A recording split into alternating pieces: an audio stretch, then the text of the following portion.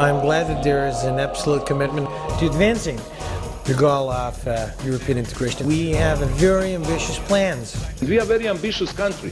We are a very ambitious government. We have a special minister for European integration in our cabinet. We are changing the face of our country to become member states on the end of the day of European Union. EU member is our goal, is our vision. We want to be part of Europe. We want to be economy and open society. Who in their right mind would actually want to be a colony?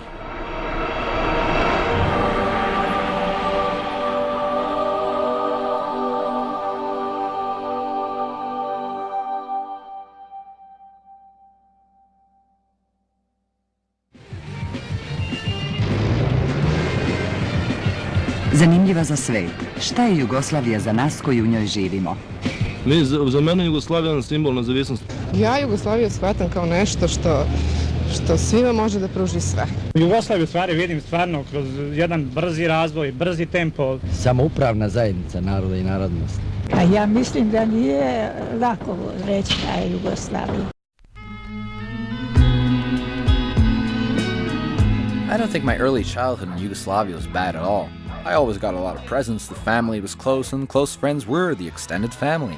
So it was a very close culture, and people really cared about each other in so many ways that you just don't see that here in the same way. It's people are isolated from each other. They work and they go home and they just watch television in the evening. We liked to watch TV as well, and even had a camcorder, which I, being the cinematically gifted child that I was, always tried to get my hands on. What I really wanted was the camera he was holding. When Mom took over the camera so Dad could come, I changed my story. I was a clever child, clever like a fox, which was one of the characters of my favorite show. Good night, kids. Sometimes my parents would flip the channel to the Parliament, where there were more bedtime stories. Ja hoću da kažem nešto jednom priču. I za nas i za njih. Moja je priča. Dobro. Uhvatili su dedu i unuka kako su naišao je neprijatelj i trebalo je da potraže put. Dobro, vi se smejte. Kraj će biti vrlo tužan za nas. Pa dajmo da čujemo tužan kraj, molim vas, dajte konačno jedan. As I was getting a little old for those kinds of stories, I did what every Yugoslav did in the summer. 1 month free vacation with pay. Oh, when was the last time I had a month vacation? Kad je to bilo? We Yugoslavs had it every single year. But I never noticed. I was too young during the times of communist Yugoslavia.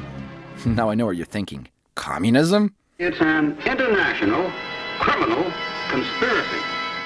Well, for 2 decades prior to 1980, Yugoslavia was prospering with its annual GDP growth averaging 6.1%.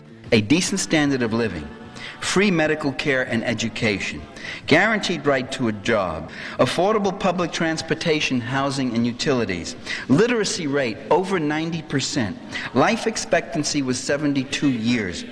Most of the economy was in the public, not-for-profit sector.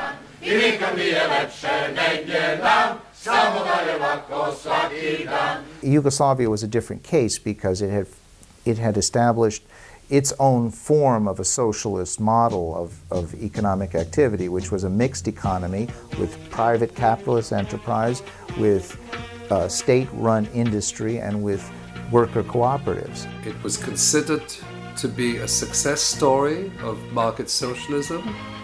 It had higher rates of growth than most of the countries of Western Europe. It had an advanced welfare state. It was a multi-ethnic society which lived in harmony, and in many regards it was a model of development. I guess you could say there really is something special about this land. So why have people spilled so much blood over this land? Who was to blame here? Obično je kriv onaj koji je najmanje sumnjiv, to bar ja znam. Pročitao sam tolike romane u nastavcima. Before I continue, where are we? Yugoslavia was located between Greece, Italy, and Romania, and it was populated by Serbs, Croats, Bosnian Muslims, Slovenes, Macedonians, all of which are Slavs, and Albanians, Hungarians, and others. Their country was the result of a long fight to unite the people, to show the world what they can achieve if they work together, regardless of what happened in the past.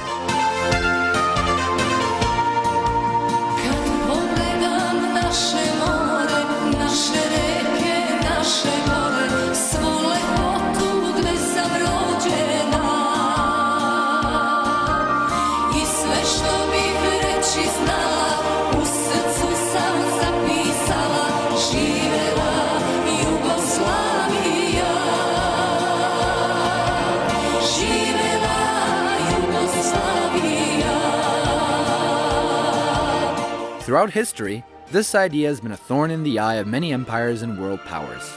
The idea was that the southern Slavs would not remain weak, divided people falling out among themselves or falling prey to some imperialist outsider. Serbs lost their freedom after the Ottoman Turks attacked them in 1389 on the Field of Blackbirds, which is called Kosovo. With the Serbs, the loss of statehood that lasted several centuries, for instance, produced a strong anchorage in the myth of Kosovo. Journalists come to Serbia and say, why are you Serbs so darn crazy that you celebrate a battle that you lost? You talk about the Battle of Kosovo, and you're always talking about a battle, how great it was, that you fought to the death, but you lost. Aren't you guys masochistic? Isn't there something wrong with you? And I said, ever heard of the Alamo? Remember the Alamo? Ever heard of Masada, in which the Jews defended to the death and then committed suicide rather than to be captured? For standing up against the Turks, Serbs were persecuted and inventive torture devices were implemented. We lived under terrible persecution. We were whipped. We were lynched, except the manner in which we were lynched was by impalement. We were impaled. Now, if you don't know what impalement means a sharpened stick is put up your anus, driven through your body, and exits through your back without going through your vital organs. There were experts, Turkish Ottoman experts, who did that. So you were impaled, like Christ was put on the cross, to suffer. There was, however, a way to avoid all this. Convert to Islam. And many did. Many had no choice. This made a part of the Slavic population Muslim, while the rest was Christian Orthodox. On the other hand, the state religion of the Austrian Empire was Roman Catholic, with a large Croatian population greatly influenced by this. When the Austrians illegally took over Bosnia and its large Yugoslav population in 1908, the Yugoslav dream had never been more threatened. So, a group of Yugoslav nationalists, Young Bosnia, which included Serbs, Muslims, and Croats, decided that enough was enough. A young man, perhaps you've heard of him, Gavrilo Princip, shot and killed the Austrian Archduke Ferdinand in Sarajevo. Afterwards, he was quoted as saying, "I am a Yugoslav nationalist, aiming for the unification of all Yugoslavs. We must be free from Austria." Although the assassination of their Archduke did kind of make the Austrians mad, and heck, now they had a reason to attack the last Slavic stronghold, Serbia. This was, however, not the real reason for the attack. The Austrians and Germans had a plan to expand their empire to the east. War was the only way they'd achieve this.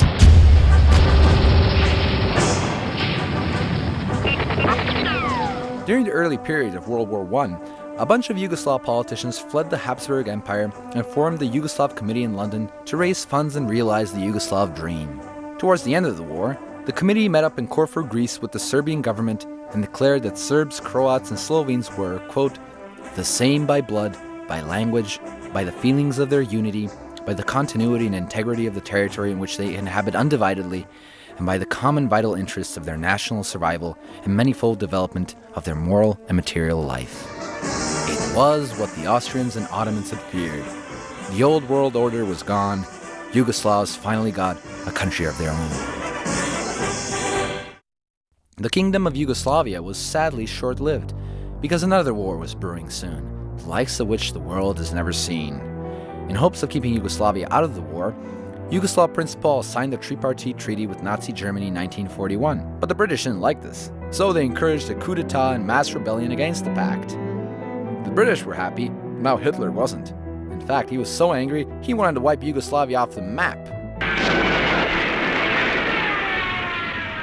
Yugoslavia was attacked from all sides. Yugoslavia at that time was divided up into 12 pieces, and some of it went to fascist Hungary, some of it went to fascist Italy. Macedonia went to the Bulgarians and the Albanians, and Serbia was occupied by the Wehrmacht and ruled by the Germans. Croatia and Bosnia were united in a Croatian fascist state under the Ustaša regime. This was called the independent state of Croatia. The idea, of course, in 1941 was that Croatia would be a condominium for German power in the Balkans. The Croatian fascists were quick to start eradicating all non-Croatian elements in the state. You know what that meant? Serb hunting season started.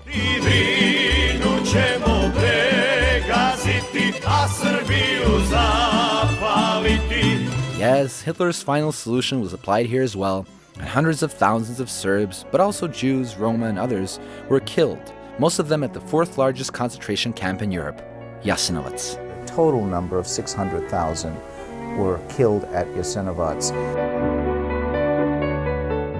The Croatian fascist regime, the Ustaša regime, had one aspect that was very distinctly different, and that was that it was a clerical fascist regime. It integrated into its political dictatorship the Catholic clergy. They were at the top of the government, in the leading councils of government, and they were also in the military, and they were also in the concentration camps. They were at Jasenovac. Some of the actual camp directors were priests. Croatian Inquisition, which took place in World War II, makes the Spanish Inquisition just look like child's play. Pope Pius supported this fascist regime. The top leadership of the Vatican was fully cognizant of what was going on there. On the other hand, royalists loyal to the crown, called Chetniks, decided to act. The Chetniks were the resistance movement which, even though proclaimed itself the Royal Yugoslav Army in the fatherland, was composed almost exclusively of the Serbs.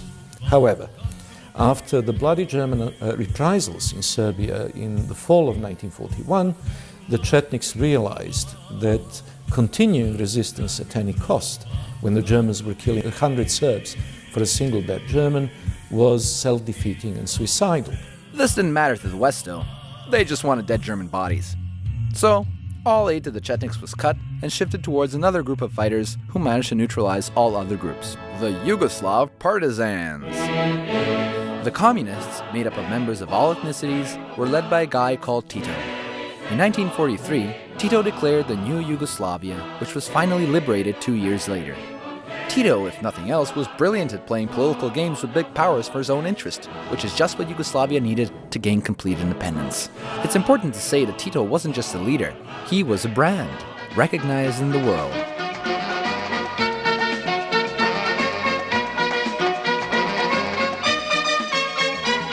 He was one of the founders of the non-aligned movement. And why were they so important? They were able to play a middle ground for the great powers that allowed the great powers to potentially talk to each other and discuss certain issues that could not be talked about openly. He hopes to perform the difficult feat of walking both sides of the street, east and west. Tito's strong arm kept the country together. When he died on May 4th, 1980, many in Yugoslavia were crying. Maybe not so much for him as much as they were crying for Yugoslavia itself.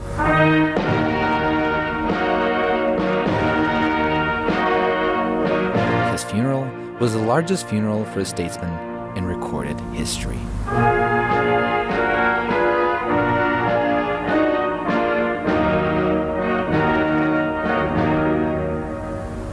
Then things started to fall apart when Yugoslavia began to get into debt to international creditors shortly after Tito's death. In 1984, while the eyes of the world were pointed at Sarajevo, where the Winter Olympic Games were being held, the Reagan administration was specifically targeting the Yugoslav economy in a secret memo, National Security Decisions Directive 133, which stated that U.S. policy will be to promote the trend towards a market-oriented Yugoslav economy. And it was in line with previous decisions directives which advocated expanded efforts to promote a quiet revolution to overthrow communist governments and parties.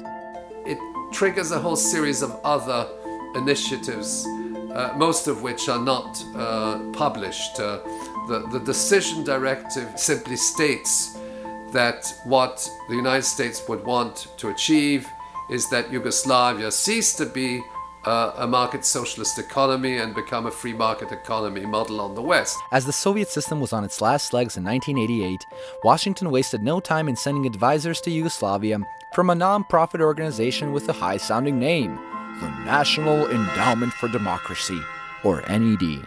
Good morning and welcome. It's good to have you all here to help celebrate the launching of a program with a vision and a noble purpose. The establishment of the National Endowment goes right to the heart of America's faith in democratic ideals and institutions. However, Alan Weinstein, who planned the NED, told the Washington Post in 1991 that a lot of what we do today was done covertly 25 years ago by the CIA. This basically means that the NED was really a sort of CIA spin-off. Instead of having just the CIA going around behind the scenes and trying to manipulate the process secretly by inserting money here and instructions there and so forth, they have now a sidekick, which is this National Endowment for Democracy, NED. Thus, the NED started handing out generous bribes in every corner of Yugoslavia, financing opposition groups, buying up hungry young journalists with dreams of a new life, and financing trade union opposition, pro-IMF economists, and human rights NGOs. The National Endowment for Democracy also controls and pays for the Center for International Private Enterprise, which in turn funded the G17. Who were the G17? They were an NGO made up of 17 free market economists, with 3 of the leading members being Washington-based staff members of the International Monetary Fund and World Bank, Dusan Vujovic, Željko Bogatic, and Branko Milanovic. G17 coordinator Professor Veselin Vukotic worked closely with the World Bank, and as the Minister of Privatization under Yugoslav Premier Ante Markovic, he was in charge of the World Bank bankruptcy program in Yugoslavia during 1989 and 1990, which led to the devastation of the Yugoslav economy. Other members of the G17 consult for the World Bank and attend World Bank organized meetings. In 2002, they formed a political party in Serbia, and since then, despite the fact that in every election they've gotten between 7 and 11% of the popular vote, G17 controlled the Ministry of Finance and the Ministry of Economy of Serbia. This is not simply a group of economists. It is a network. The IMF and World Bank use this network to impose their policies on Yugoslavia. And how do they do it?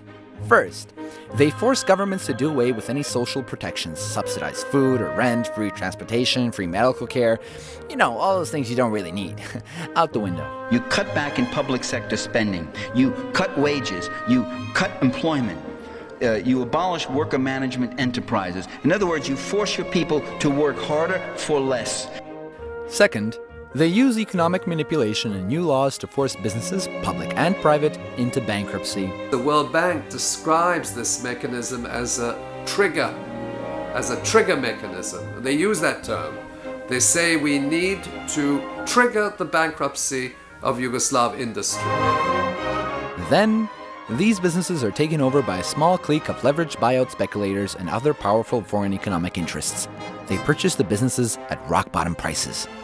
Creditors could simply take hold of these enterprises within a 45-day period, and either the enterprise had to close down or it was privatized. This is called privatization through liquidation. World Bank data confirms that under Vukotic's direction from January 1989 to September 1990, more than 1,100 industrial firms were wiped out. The standard of living declined 18% between January and October 1990. This downturn raised unemployment to 20% and thus increased tensions between the republics. Impoverished the population through these sweeping IMF reforms, which in turn contributed to heightening social and ethnic strife. So you have dissatisfaction of everybody, and everybody's looking for a guilty party. Čovjek kad nema ništa i kad nije osvešćen u egzistencijalnom smislu, on se hvata za one vrste ideja koje mogu da probude u njemu čoveka. A to su najčešće te nacionalne priče, te religijske priče, jer on osjeća se nekako bitnim kad ga neko osme, pa da, oni su krivi, a ne ja. In desperation, Prime Minister Markovic visited Washington to meet with President George H. Bush. He said that rising tensions among nationalities would be a consequence of his austerity privatization plan. So he asked for $1 billion in aid and said that if aid didn't come, there would be trouble. And we all know the Americans didn't want any trouble. In November 1990, President George Bush went to the U.S. Congress and pressured them to pass the foreign appropriations law that called for the cutting off of all aid and credits to Yugoslavia. The law also demanded that if any republic in Yugoslavia wanted further U.S. aid, it would have to break away from Yugoslavia and declare its independence. Okay, it's not a conspiracy theory, it's not my speculation, it's not my analysis, it's a public law. It's a public law. It required the U.S. State Department approval of election procedures and results in every one of the republics. It required that the republics do not hold national elections, but hold elections only in their own republics, and that the aid would go individually to those republics. And when the aid did go, it went to those groups which the U.S. defined as democratic groups, which meant small right-wing ultra-nationalists and even fascistic parties. This fracturing of Yugoslavia was not the result of pre-existing internal divisions. Those internal divisions were heightened as a result of an outside intervention. By 1991, the inflation was 200%, and the Yugoslav federal government was unable to pay the enormous interest on its foreign debt or even to arrange the purchase of raw materials for its industry. Credit collapsed, and recriminations broke out on all sides. Cooperation between the republics and the Belgrade central government virtually ceased. The republics were not getting any money from the federal government, they weren't transferring any tax revenues, so the whole federal fiscal structure had collapsed, and the republics were left to their own devices. And then came in, of course, a new form of nationalism. As the Americans demanded, multi-party elections were held, and economic policy was at the center of the political debate, as nationalist and separatist coalitions ousted the communists in Croatia, Bosnia, and Slovenia. And with the republics at another's throats, both the economy and the nation itself embarked on a vicious downward spiral. Of course, the local political figures did their best to calm the people down.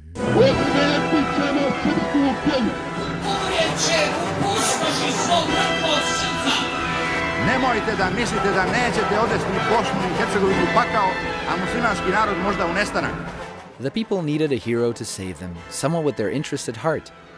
Instead, they got these guys. In 1991, elections were held in the Bosnian Republic of Yugoslavia. Alija Izetbegović, a former Nazi collaborator in World War II, was a candidate who had an Islamic vision for the mainly Christian Bosnia, as professed in this little book he wrote. There can be neither peace nor coexistence between the Islamic religion and non-Islamic social and political institutions. Alija lost the elections to the moderate Muslim leader Fikret Abdić. Losing the elections didn't stop our Alija, though. He made a deal with Fikret, where Alija would be president, but would quit after a year. So, faster than you can say Islamic declaration, Alija made sure his presidency was extended due to the crisis, as you can't have a power struggle in such tragic times. In fact, there was a moment when Alija could have prevented the war, when he signed the Lisbon Agreement in 1992, which would have made Bosnia a confederation of 3 regions. Alija didn't like this. He wanted all the power. Luckily for him, the Americans didn't like this peace idea either. So the American ambassador to Yugoslavia, Warren Zimmerman, stepped in. So Mike Habib was in this meeting with Zimmerman and Izetbegović. Izetbegović had just come back from Lisbon, and Zimmerman says to him, well, you know, you could get a lot more from U.S. recognition if you just waited. And Mike Habib told me his jaw just hit the floor. If you don't like it, why sign it? Alija took the American advice and withdrew his signature, fortified his power, and the Americans recognized it. Another guy who just loved his power was the one, the only, Slobodan Milosevic. Slobo, as the masses like to call him, knew how to use those masses to get what he wanted.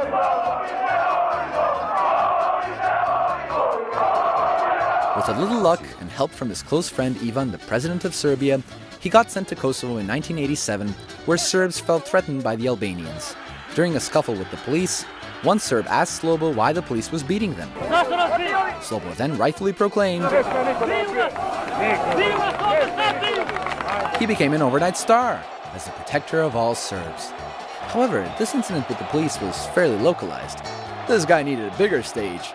So, because he was so thankful to his friend Ivan, he booted him from the presidency. He also got him killed a decade later. You'd think that after Slobo became the new president of Serbia, he'd calm down. But no, he still needed a bigger stage. And what luck, a big anniversary was coming up. As Serbs were marking the 600th anniversary of the Battle of Kosovo, which is the crux of their historical culture, waving Serbian, Yugoslav, American, and well, Canadian flags, singing patriotic songs, Slobo took the stage and what the West described as a nationalist call to arms inflamed the audience. Jugoslavija je višenacionalna zajednica I ona može da opstane samo u uslovima potpune ravnopravnosti svih nacija koje u njoj žive. Kriza koja je pogodila Jugoslaviju dovela je do nacionalnih, ali I do socijalnih, kulturnih, verskih I mnogih drugih manje važnih podela. Njihovo otklanjanje olakšat će otklanjanje drugih podela I ublažiti posljedice koje su te druge podele izazvale. All right, maybe it wasn't that inflammatory, but at least the opera singers afterwards were pretty cool. But if you think this guy had high ambitions, what about a guy being compared to Jesus Christ? Danas je Krist triumfalno ušao u Jeruzalem, dočekan I pozdravljen od naroda kao Mesija. I glavni grad Hrvatske danas liči na Jeruzalem. Franjo Tuđman dolazi pred građane. Holy f***, the savior of the Croatian people, Franjo Tuđman. No pressure, eh? Now, Franjo won the elections fair and square, but the people around him weren't really that good at hiding what was going to happen next. Nikakvog rata neće biti. Even these guys aren't buying it. Franjo's government was quick to arm themselves illegally. Nismo naoružavali HDZ-ovci. Yeah, right. What about this? Mi imamo sad naoružanje 80.000 sa Kalašnjikovima. It seemed like war was the only option. Thankfully, there were many citizens who just said no.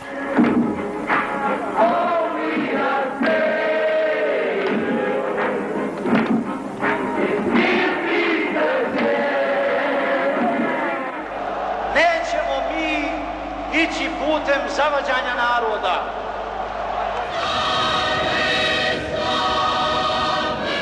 Yugoslavs stood a lot to lose if Yugoslavia broke up. For 50 years, they grew up together, lived together, married each other, and at the center of all this was Bosnia, with a mixed population of Muslims, Serbs, and Croats, a sort of mini Yugoslavia in itself.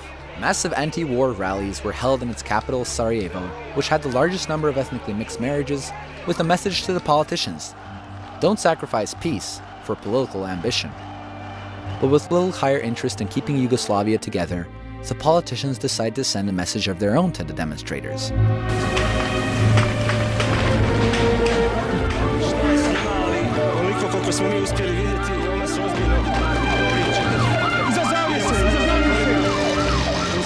Slovenia and Croatia were the first who decided that peaceful negotiations weren't working out for them, so they unilaterally declared independence in 1991. Odločil da postane samostojna in neodvisna država. Bosnia followed in 1992. All of them were quickly recognized by the West. When the White House announced that we would be recognizing Slovenia, Croatia, and Bosnia, we at the State Department had no idea what that decision would be before it was announced, which is a very peculiar state of affairs. I was a desk officer, the office director. Nobody at the working level had any idea what the White House would decide. So you can say that the decision was a political one. It was not based on a careful consideration of what recognition might entail. It was, in essence, a dependable way of making conflict inevitable. The question was, would the people buy it?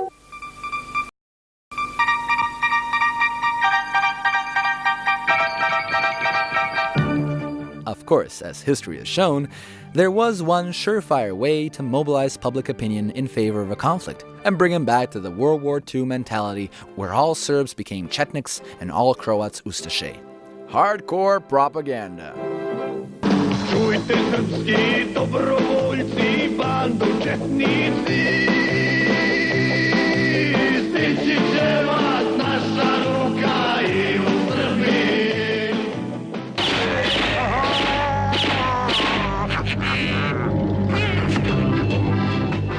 specijalnost ubijanje četnika. Mi smo Srbi supermeni, ratujemo protiv sveta, za rat sveti mi smo spremni, makar trajao i stoleta. Hrvatska se krvlju brani. Slobodno recite da ste ustaše i jeste došli u svoju domovinu.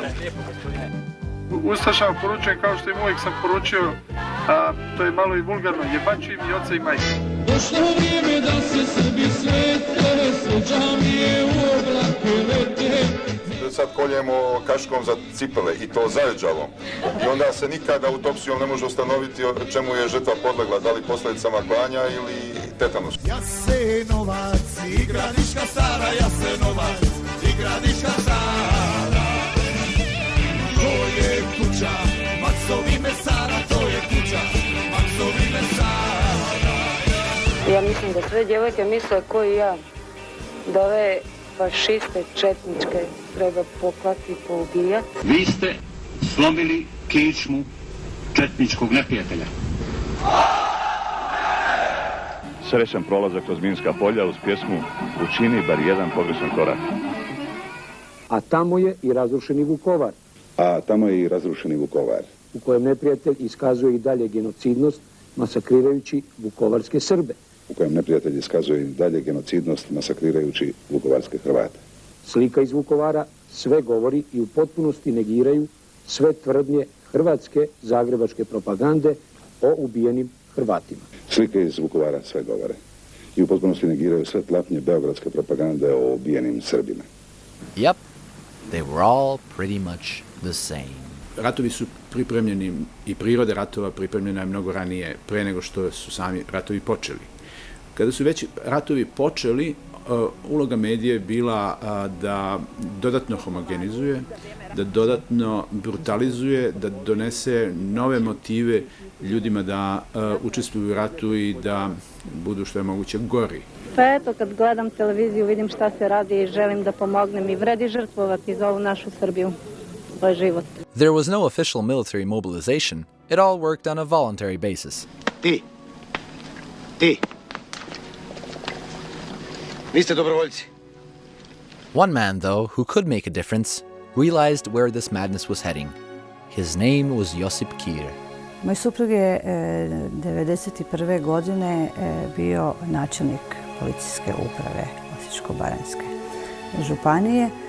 Tada nije bilo vojske, hrvatske vojske. Dakle, sve probleme koji su početkom rata dolazili rješavala je policija. As rebel Serbs had put up roadblocks to control passages towards Serb-populated areas, Josip Kir, who was a Croat, decided to resolve these issues in a peaceful manner.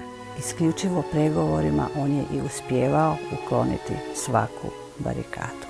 Moj suprug nije dijelio ljude po nacionalnosti, dijelio je ljude na dobre i loše. Očito mu je to bila i mana, jer tada je HDZ bio na vlasti i ekstremni dio HDZ-a se nije slagao sa njegovom mirovnom politikom. Kir was quickly becoming an obstacle to the aspirations of the Croatian HDZ and had to be taken out.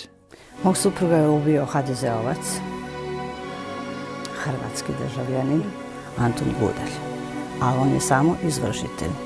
Who ordered the assassination, however, remains unresolved.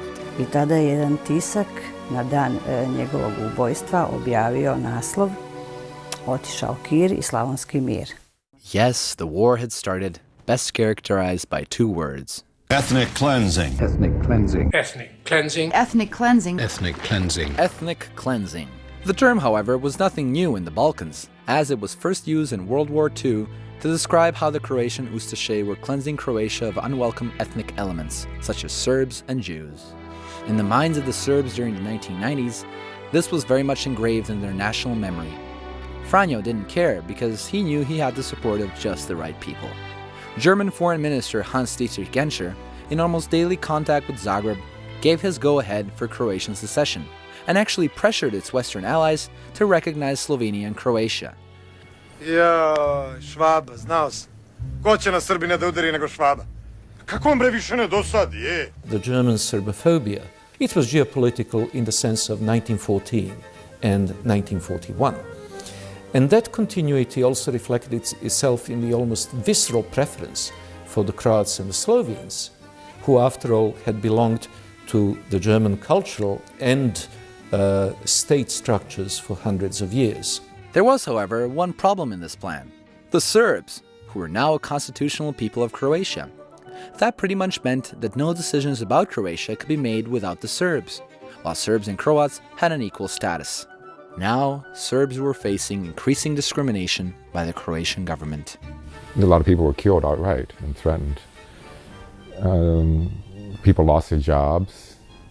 It wasn't just Serbs, even, say, Croatians whose married partner was Serbian faced similar discrimination. Franjo knew this all too well. So what did he do?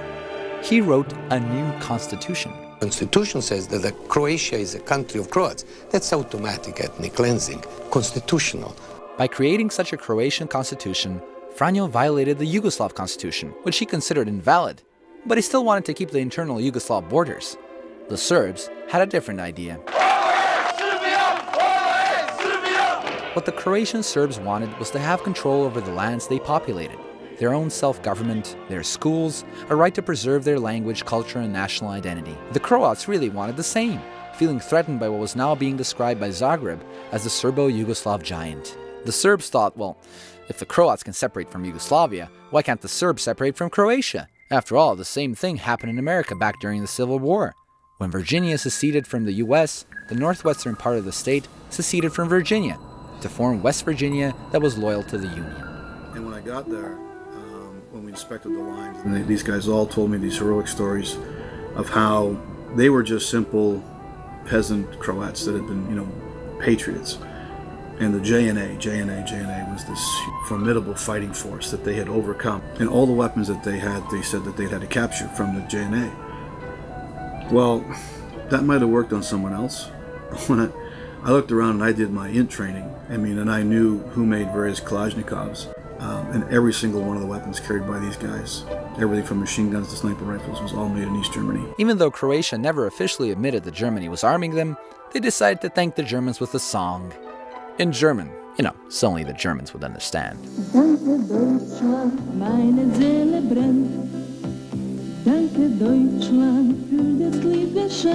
If you follow that bouncing ball, just recently, just last summer, Croatia donated surplus, I forget how many, 4,000 or 5,000 Kalashnikovs to the Afghan National Army.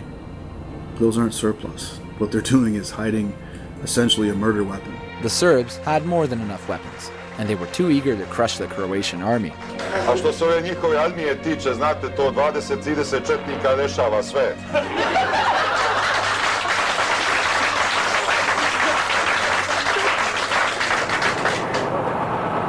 The Croatian town of Vukovar was under siege for 87 days, which later brought a Pyrrhic victory to the Serb forces.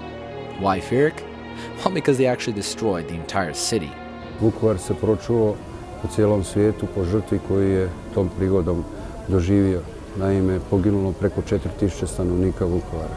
A horrific example of how territory suddenly became more important than the people living on it. Even though they were brainwashed into thinking they were doing the right thing, some people woke up and realized what was really going on. Milan Levar, a Croat who was determined to protect his town of Gospić from the Serbs, was among the first to join the newly established Croat army, but quickly became disillusioned after an order he received. Milan Levar je bio hrvatski branitelj koji je 1991. godine dobio neke zadatke da likvidira neke srpske civile, što je smatrao nečasnim i nemoralnim i odbio je to izvršiti. 1992. u 6. mjesecu on se skinio iz vojske zato što nije htio izvršavati izravne naredbe nadređenih ovdje u Gospiću koji su tada vladali. I nakon toga je obavještavao nadležne institucije o zločinima koji su se događali u Gospiću. Kada nadležne institucije nisu ništa poduzimale, počeo izlaziti u javnost već od 1993. govoreći o nepravdama koje su počinjene prema njegovim sugrađanima gospićkim Srbima, ali i nekim Hrvatima koji se ili nisu slagali sa takvom politikom etničkog čišćenja koja se provodila u Gospiću ili su na bilo koji drugi način smetali ljudima koji su tada vladali Gospićem. His fight brought him all the way to the International Criminal Court where he testified. After that, however, extreme elements in Croatia decided to silence Milan Levar. Podmetnutom bombom je ubijen u svom dvorištu. 2000. godine kad je bilo praktički puni mir.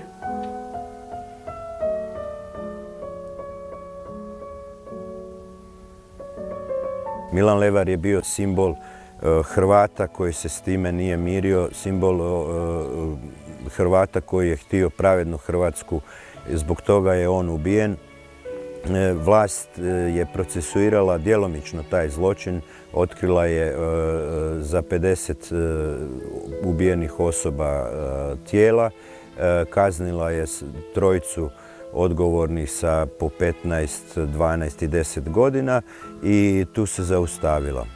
Instead of building peaceful and trusting relationships between the warring sides in Croatia, in 1992, the Pentagon was too busy proclaiming its imperial hegemony over the world in its defense planning guide. According to the New York Times of 1992, this document asserts that the only possible course for the US to pursue is complete world domination, and it adds that no other country has the right to aspire to the role of leadership, even as a regional power. It's simply looked upon itself now as the supreme power in a unipolar world, and that they could do whatever they wanted to do. Yugoslavia had to be broken down, and there was no better symbol for Yugoslavia than its Central Republic of Bosnia. War erupted into the worst bloodbath in Europe since World War II.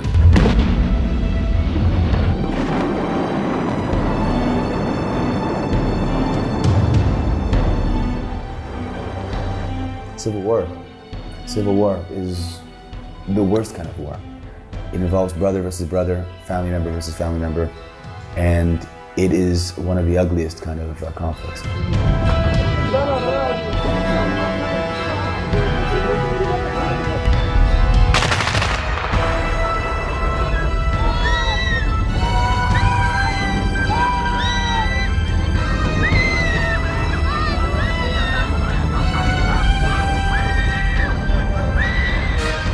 The Serbs wanted to have control over the lands mainly inhabited by Serbs, including lands that were of a strategic importance to them. The Croats wanted the same for themselves, while the Bosnian Muslims, or Bosniaks as they're called today, wanted it all.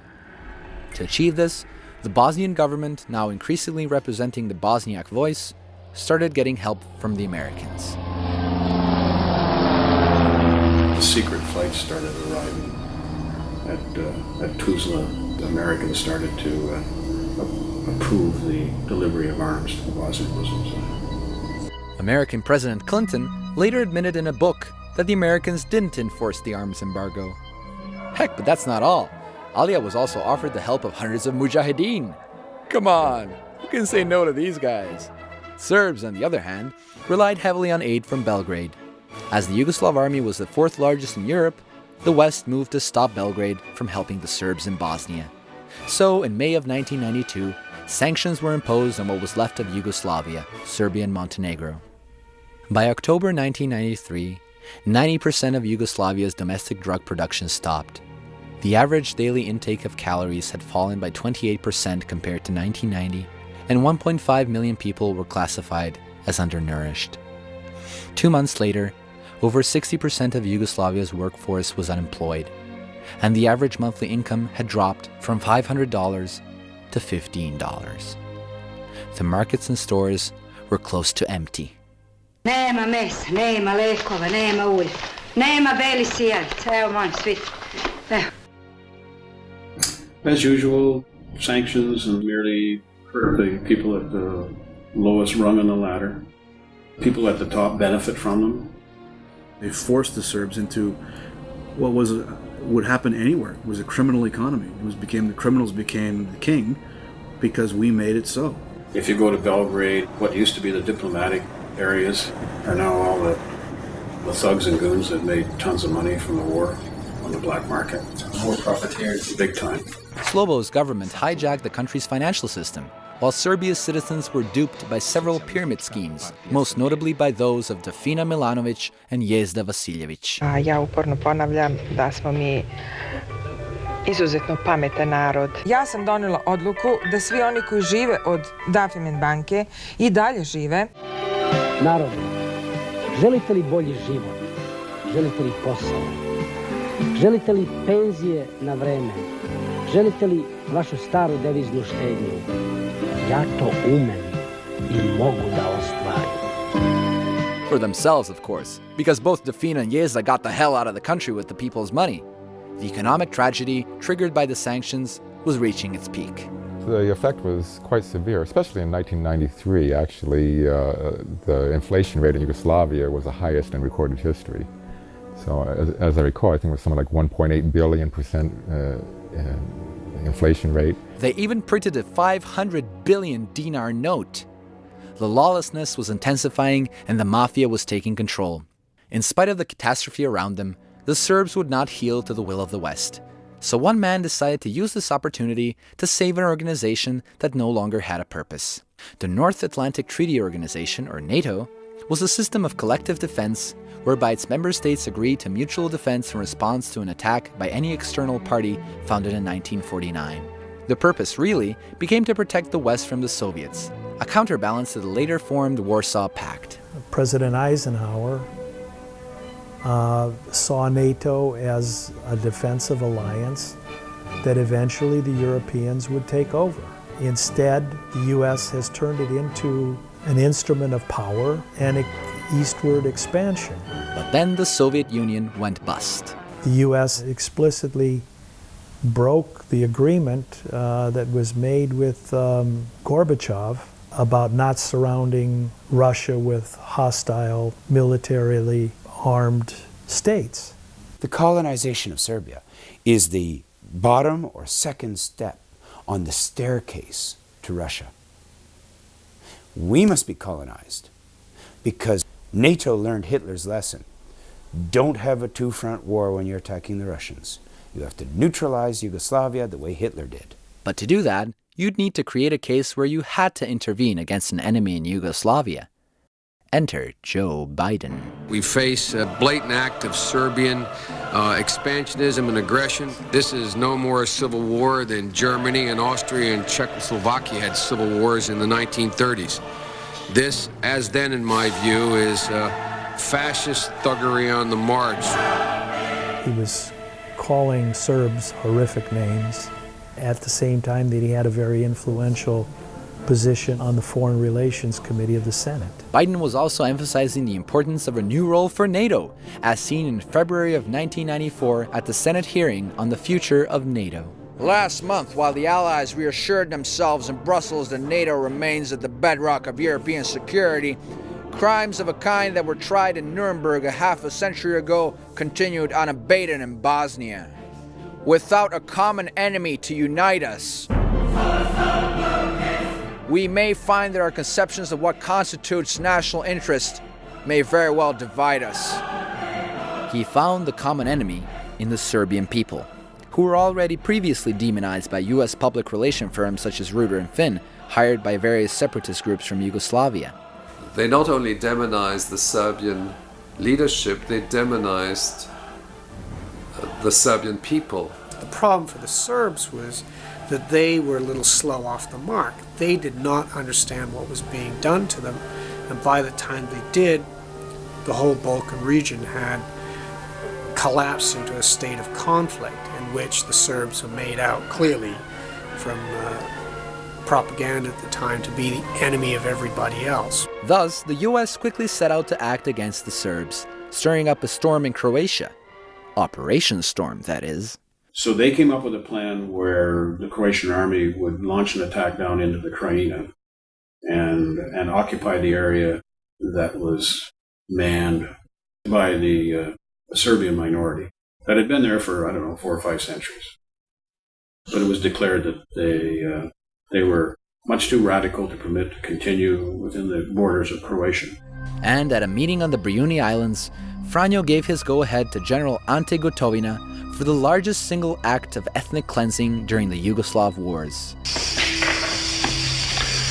Da nanesemo takve udarce da Srbi praktično nestanu. Jer tu je važno, slušajte, da i ti civili, znate, da pođu, pa će onda i vojske, tako da kad pođu kolone, to djeluje psihološki jedni na druge. Znači, na taj način im dati put, a jamčiti tobože građanska prava i tako. An operation that lasted 84 hours in August of 1995 resulted in the death of around 2,000 and a quarter of a million ethnically cleansed Serbs. Slobo and his generals, the protectors of all Serbs, had abandoned them. Šta da radimo? Poznavajte se kako znate! Gospodine generale! Operation Storm, which was an American-inspired by some of my colleagues, because the people that were advising the Croatian army were retired American general officers, and who operate just outside the Beltway in Washington. Franjo was very happy. Nisu imali vremena da pokupili svoje prljave pare devize niti gaće. With the Serbs gone from Croatia, the Americans moved on to Bosnia. Simply pushing out the Serbs from there was not so easy, so a different strategy was implemented. Presenting the conflict in Bosnia as a civil war, which it was, instead of a war of Serbian aggression, meant that the Western public would be confused and the water would be muddied. To intervene, the Americans needed to make it clear who they had to intervene against. The Serbs started this war. The Serbs are the original cause of the war. They are the complete aggressors and wrongdoers. NATO was used to militarily continue the colonization process, but Clinton knew it had to be somehow justified to the wider public. Perhaps the best example of what we're talking about here is Srebrenica. Srebrenica, a village in Bosnia, was declared a UN safe zone for Bosniaks seeking refuge, but was never really demilitarized, which allowed Bosniak forces to attack neighboring Serb villages. Serb commander Ratko Mladic overran Srebrenica, with thousands of Muslims killed and ethnically cleansed. What happened in Srebrenica was a stage-managed fall of the enclave to the Serbian forces, which never expected to conquer it. The United Nations declared that this was genocide, even though UN observer Philip Corwin estimated that the number of killed Muslims in Srebrenica was no larger than the number of Serbs killed in villages around Srebrenica. But that didn't matter. Srebrenica was to be used for a much greater agenda. There are trustworthy witnesses on the Muslim side who claim that Ali Izetbegovic told them that Bill Clinton had indicated to him, Izetbegovic, that 5,000 dead Muslims would be the price of NATO intervention on the Bosnian Muslim side. They believe that Srebrenica was deliberately sacrificed by Izetbegovic in order to provide this burnt offering to the White House that would be the justification for intervention, and indeed the proof of the pudding is indeed. The Bosnia government had no choice. Mr. Salajic, speaking for his government, said, "We have no choice, and our presidency had no choice but to appeal for a military intervention in Bosnia and Herzegovina. You cannot go this alone. The American public will not tolerate it. The alliance cannot stand it." And intervention ensued. Here was NATO, an organization formed for the sole purpose of defense of its member states, attacking a country that has not attacked or threatened any of its member states. Louis Mackenzie, who was the Major General of the UN Army in charge of Sector Sarajevo, tried to warn the Americans of what they were embarking upon. So I appeared in front of Congress and they asked me my opinion. And I said, start training your grandchildren to be peacekeepers in Bosnia, because you're going to be there for generations. And a lot of them are still there. As heavily armed US and NATO troops enforced the peace in Bosnia, the press and politicians alike portrayed Western intervention in the former Yugoslavia as a noble, if agonizingly belated response to an outbreak of ethnic massacres and human rights violations. A lot of the so-called liberal or left-wing or progressive media were themselves co-opted by the mainstream viewpoint regarding the Balkans. In other words, they had bought into this paradigm that was presented to them by the arms of the government of the United States and the EU powers. Only the journalists who towed the line and found new ways to attack the Serbs, other than the ones that their editors sent them to tell, other than the stories that were pre-written before they came to the Balkans. Those guys excelled. Of course, the bombing campaign forced the Bosnian Serbs to surrender. At the peace accord signing, which internally divided Bosnia into a Serb entity and a Muslim Croat entity, all those responsible for intensifying the war were praising peace. This is the village of Vrbarje, near Sokolac in Bosnia, inhabited mainly by Serbs and Muslims. After the imposed Dayton peace accords, the villagers were aware of what this meant to them. And as the town became a part of the Serb entity, the Muslims decided to collectively leave to their own entity. Eto vas uplakani oba komšije. Ja. Danas se rastajete. Da, kao tako. Pa je vam teško? Kako vidite.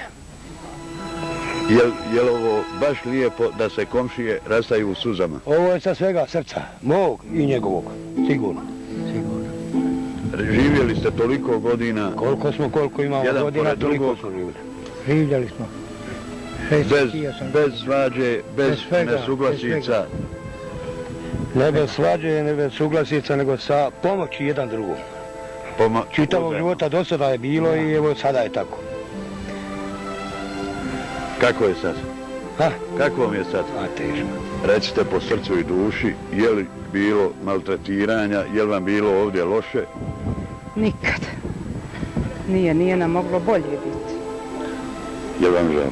Pa još nam žao rastaviti se s našim komšijama, oni su nama uvijek valjali, dobri smo bili, slagali se, sve. Jesu li vas provocirala djeca, jel ste imali nikakvih problema ovdje, srpska djeca? Nije ništa, sve smo bili fino, koji ranije što smo bili.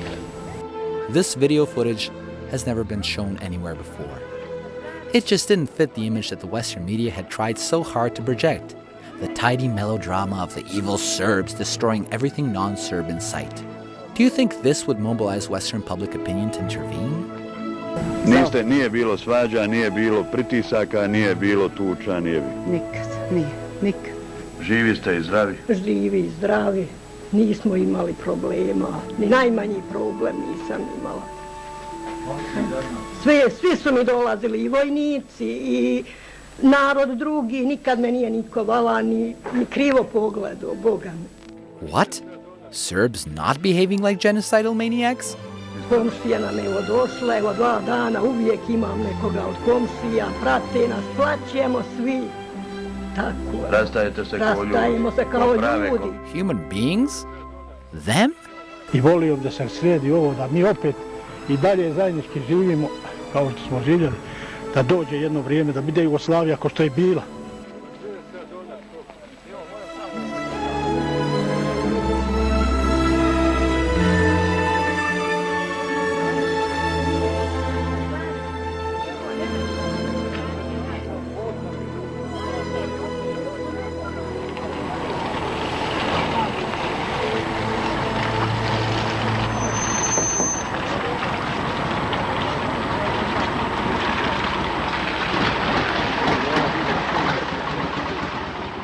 Human compassion was something that was completely normal to a young Serbian man from Trebinje in Herzegovina called Srđan Aleksić.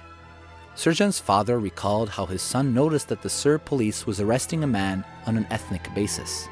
Srđan je vidio da policajci vode Alena, pošao je za njima da vidi šta je razlog što ga vode. Dogodilo se da su naišli na pijanog vojnika koji je oteo Alena iz ruku policajaca kada je shvatio da je ovaj musliman. Ovaj vojnik je izvadio nož da zakolja Alena na ulici kao na najgrublji način što se može oduzeti čovjeku život. Srđan se umiješao, pohrvao se s vojnikom, Alen se je skočio, pobjegao, Srđan je izbio nož vojniku iz ruka i pošao da ide, ali su naišla još 3 vojnika koja su izdaleka vidjeli da Srđan hrbe sa vojnikom, napali su Srđana, oborili ga, gazili ga nogama, udarali. Srđan je ostao na ulici unesvješćen, vojnici su otišli kao obavili su svoj posao i živjeli se na čovjekom. Srđan je prevezen u bolnicu, konstatovan izliv krvi na mozak, 7 dana se Srđan borio za opstanak, za život. 7. dan, na sami dan, 27. januara 1993. godine, je Srđan umro. This is one among many stories of true heroism that never made it to the Western media. The West was more focused on escalating the conflict so they could have the excuse for jumping in for their own interests. As the world celebrated peace in Bosnia, the international financial institutions were busily collecting former Yugoslavia's external debt from its remnant states, while transforming the Balkans into a safe haven for free enterprise. In late 1995, the West unveiled a reconstruction program that stripped Bosnia of sovereignty to a degree not seen in Europe since the end of World War II. It was pure colonialism, consisted largely of making Bosnia a divided territory under NATO military occupation and foreign administration. This pattern of intervention was so successful that the West just had to replicate it in Kosovo. But I think that the region is very important in geostrategic terms, and they saw Kosovo as a very potential country to actually secure their presence in the region. But the West underestimated the importance that Kosovo has to the Serbian people.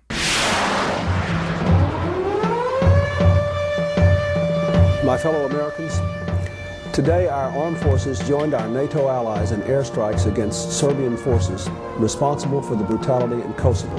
On March 24, 1999, on the order of Javier Solana, in an act of pure aggression, NATO had violated international law and the UN Charter by launching an air assault on Yugoslavia. The people of Yugoslavia, however, decided to show their true spirit by going outside, singing songs and having fun on their bridges in spite of the catastrophe around them.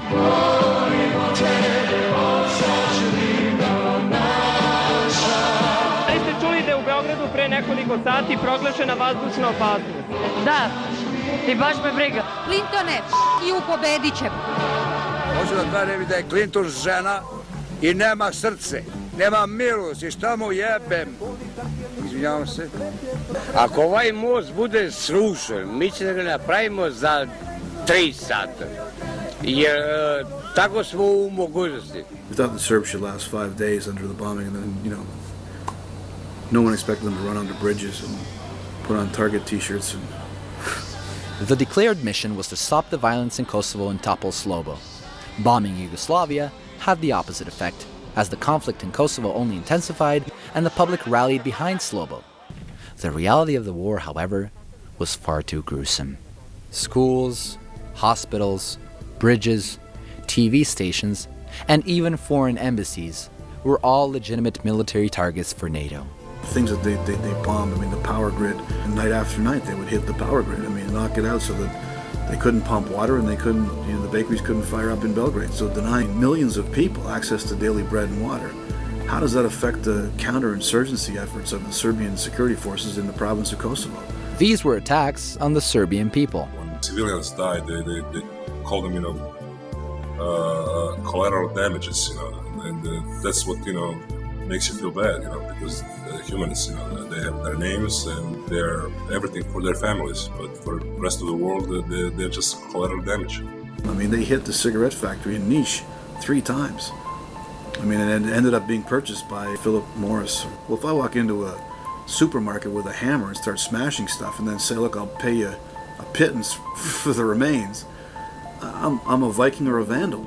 Apparently, the cigarettes made in Niš were also killing Albanians in Kosovo, so they needed to be taken out.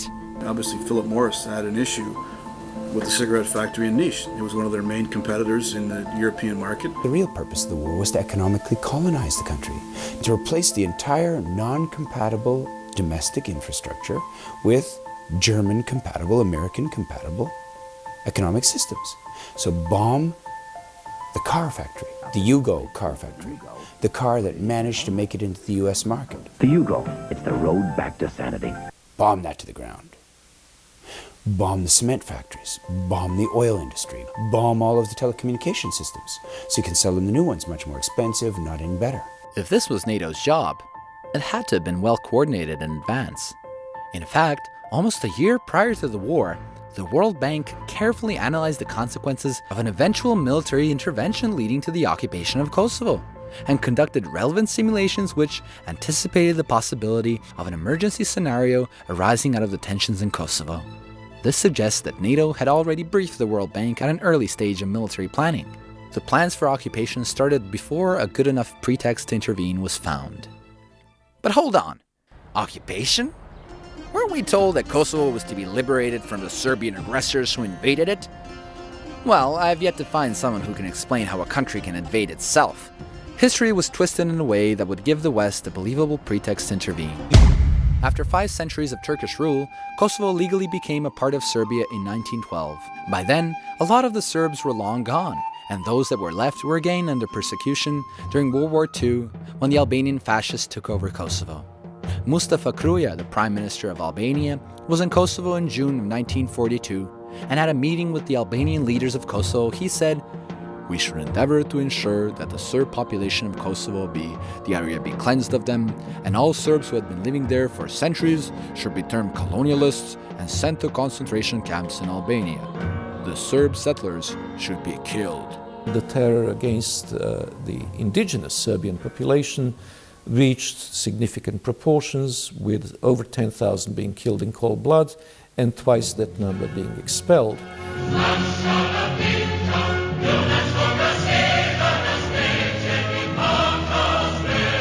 Here's Tito with Enver Hoxha, the Albanian dictator during communist times.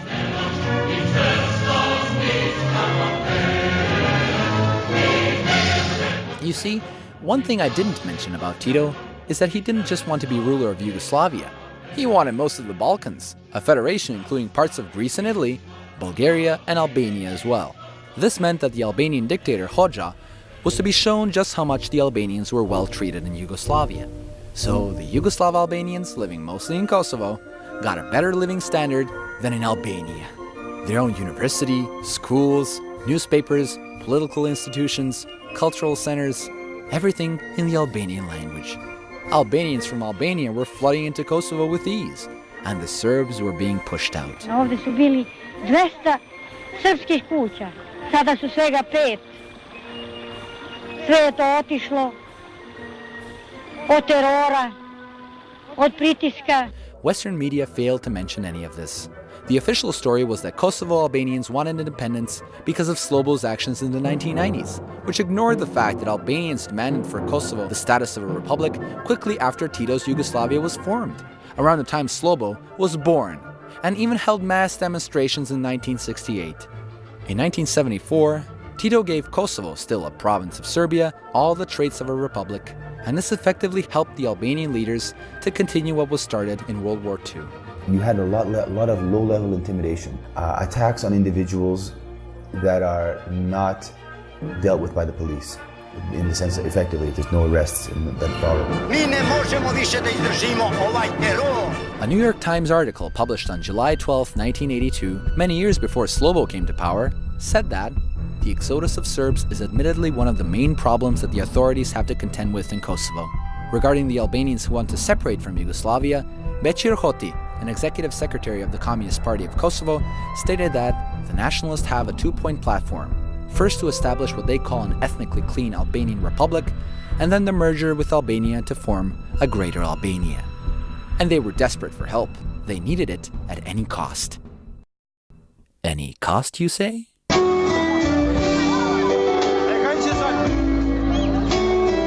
Medlin, I love you. I forget you never. Medlin, I adore you. Now and forever. My dreams come true. 'Cause I keep your name. When I grow, I will do. For children the same. There are a lot of little girls in Kosovo whose first name is Madeline.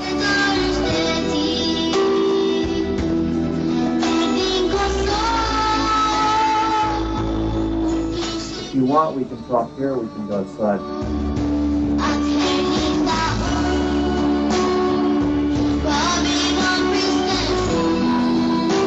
Mr. Glock, this is your group, the Orkale, former fighters.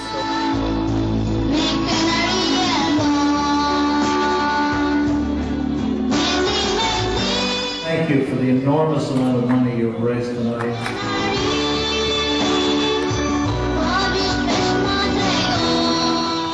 must say, Unduatham, I never expected that anywhere someone would make such a big statue of me.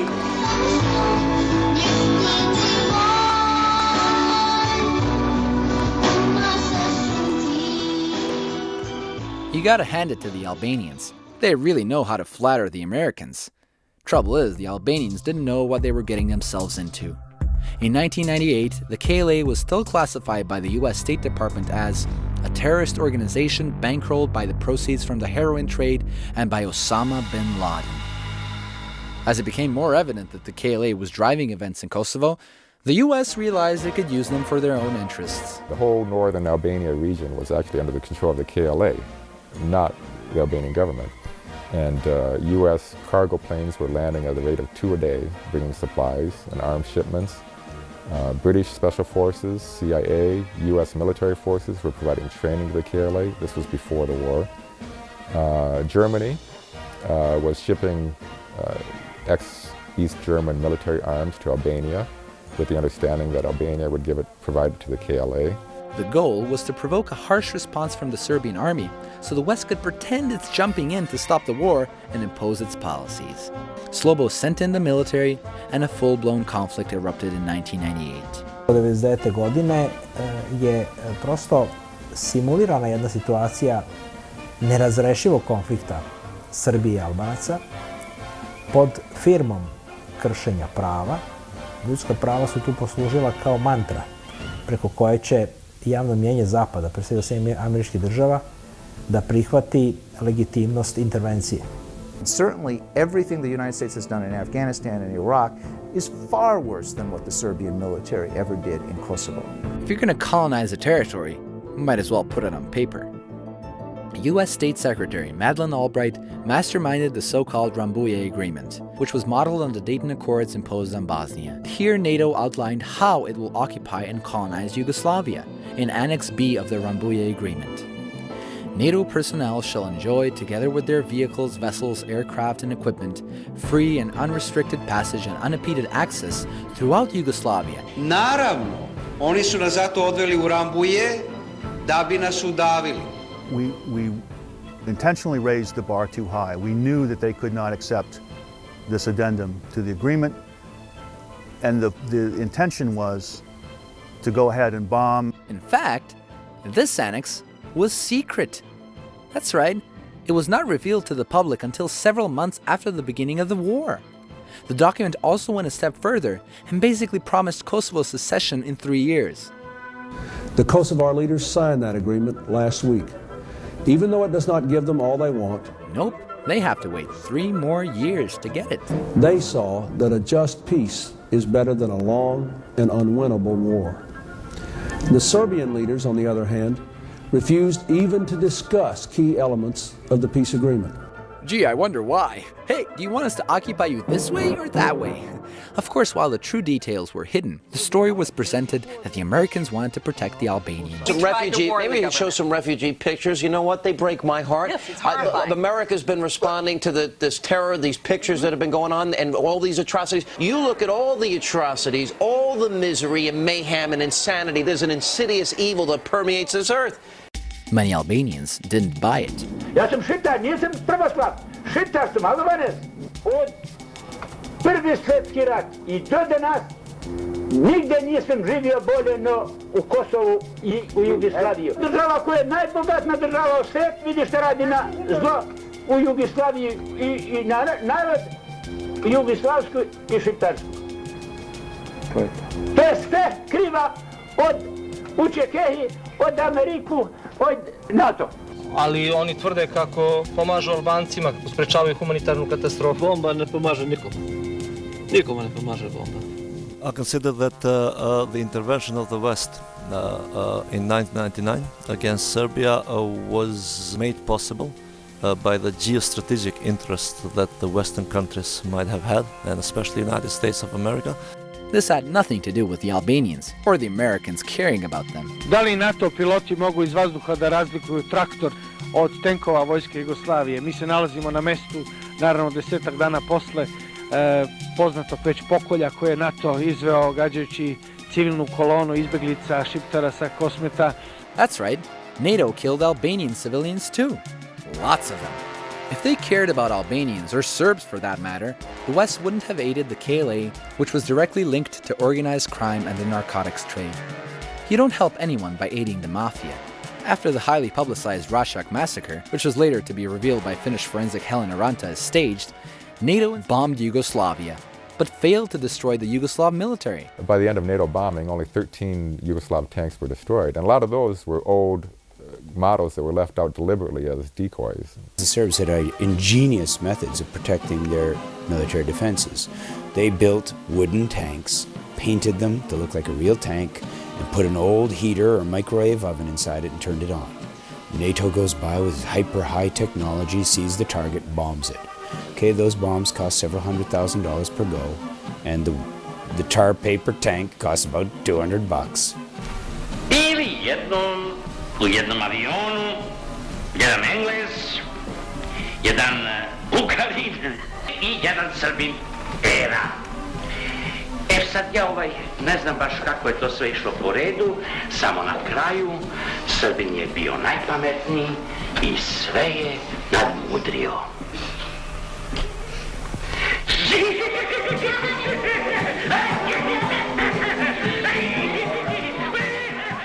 So, why did Slobo give in to NATO? At the June 2nd meeting, when Marti Ahtisaari and Viktor Chernomyrdin came to Belgrade to meet with Milosevic, Ahtisaari read NATO's terms, and Milosevic asked, what will happen then if I don't sign?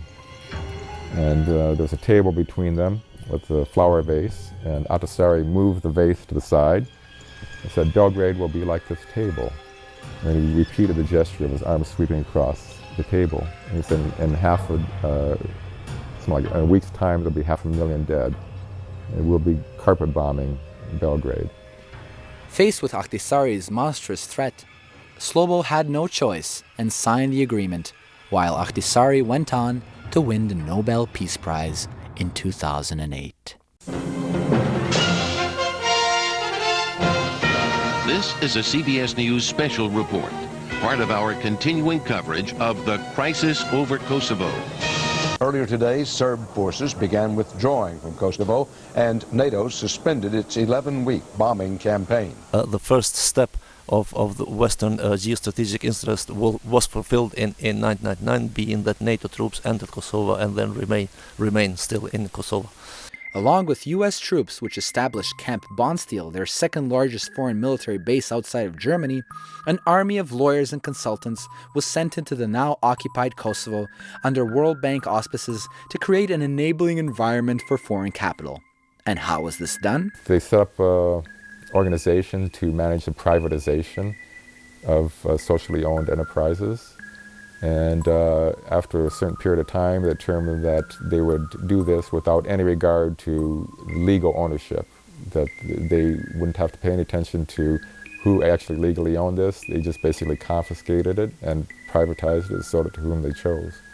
Yugoslav state banks in Kosovo were closed down, and the Deutschmark was adopted as legal tender. Almost the entire banking system in Kosovo was handed over to Germany's Commerzbank AG, which guaranteed full control over commercial banking functions in the province. 1 second though, think about this for a little bit. Human rights violations, war crimes. Those are the reasons the West went into Kosovo, we've been told by the media, right?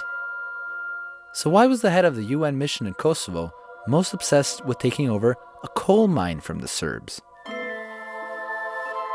Prior to the bombings, Western investors already had their eyes riveted on the massive Trepča mining complex, which constitutes the most valuable piece of real estate in the Balkans, worth at least $5 billion. The Trepča complex not only includes copper and large reserves of zinc, but also cadmium, gold, and silver. The International Crisis Group, a think tank supported by financier George Soros, issued a paper on Trepča making sense of the labyrinth, which told UNMIK to take over the Trepča mining complex from the Serbs as quickly as possible, and that handing Trepča over to the Kosovars is ruled out.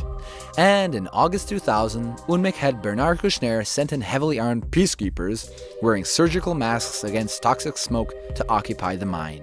This was done on the pretense that it was creating an environmental hazard through extensive air pollution.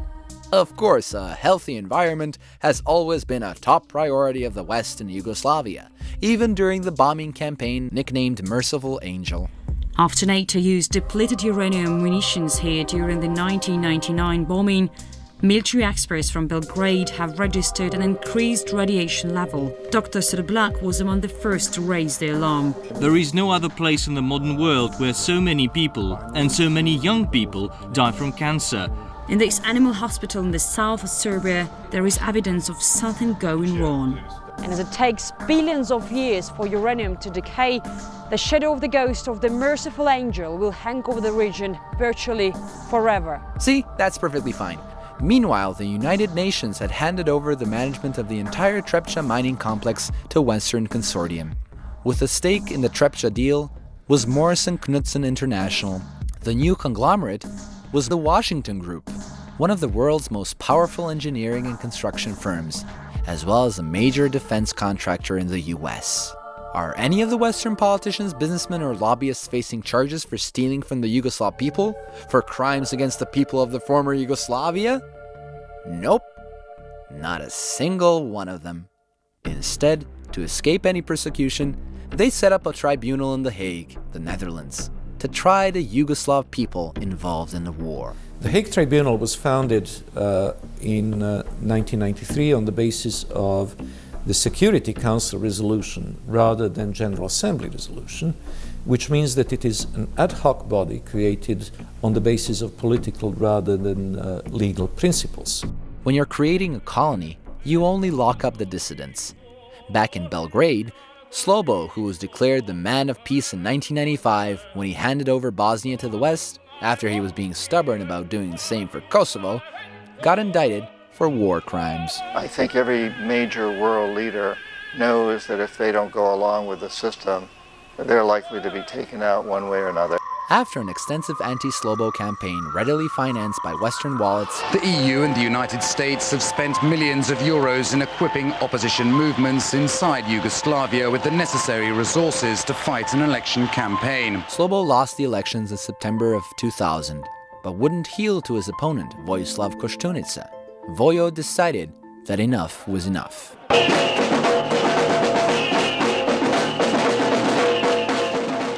Victory, victory, shouted the crowd. Slobodan, Slobodan, save Serbia and kill yourself, cried others. Čestitam gospodinu Koštunici na izbornoj pobedi. Slobo fell.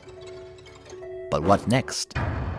The politicians were all back to quarreling over insignificant nonsense in the hottest TV reality show, aka the Serbian National Assembly. Poslanici su se duboko u noć optuživali međusobno, a ponekad i psovali. Tvrdeći da je poslanicima njegove stranke neko iz DS-a psovao majku, Aleksandar Vučić više puta je tražio od Borke Vučić da interveniše. Ja sam se spremio da dam skroman doprinos tom putu u Evropu, jer znam šta vas tamo čeka, za razliku od nekih koji su u ovoj skupštini skidali kulahopke. Gospodine ministre, ja ću da vam poklonim jedan deo odeće koji će vam biti potreban za Evropu. A još gore od Čekuovog i Tačijevog nadvojvode i Solaninog kaplara Borisa Tadića bi bilo da podržite, zamislite, za predsjednika vlade Vojvodu od Meridian banke od 11 miliona evra. Ja bih volao da mi ljudi ovdje iz radikalne stranke kažu: bravo Đeliću, to Božo, pokaži svima kako Srbin može da bude uspješan u financijama. Božo, to majstore, pokaži svima, mi smo ponosni na tebe. Jedan Vojvoda od financija Božidar Dejić, svaka čast. Evo, ovo je druga cipela koja će ući u istoriju, a siguran sam da će danas obići i dobar deo sveta. Bacanje cipela do sada nije zabeleženo u parlamentu, ali je bilo polivanja vodom i iznošenje iz sale.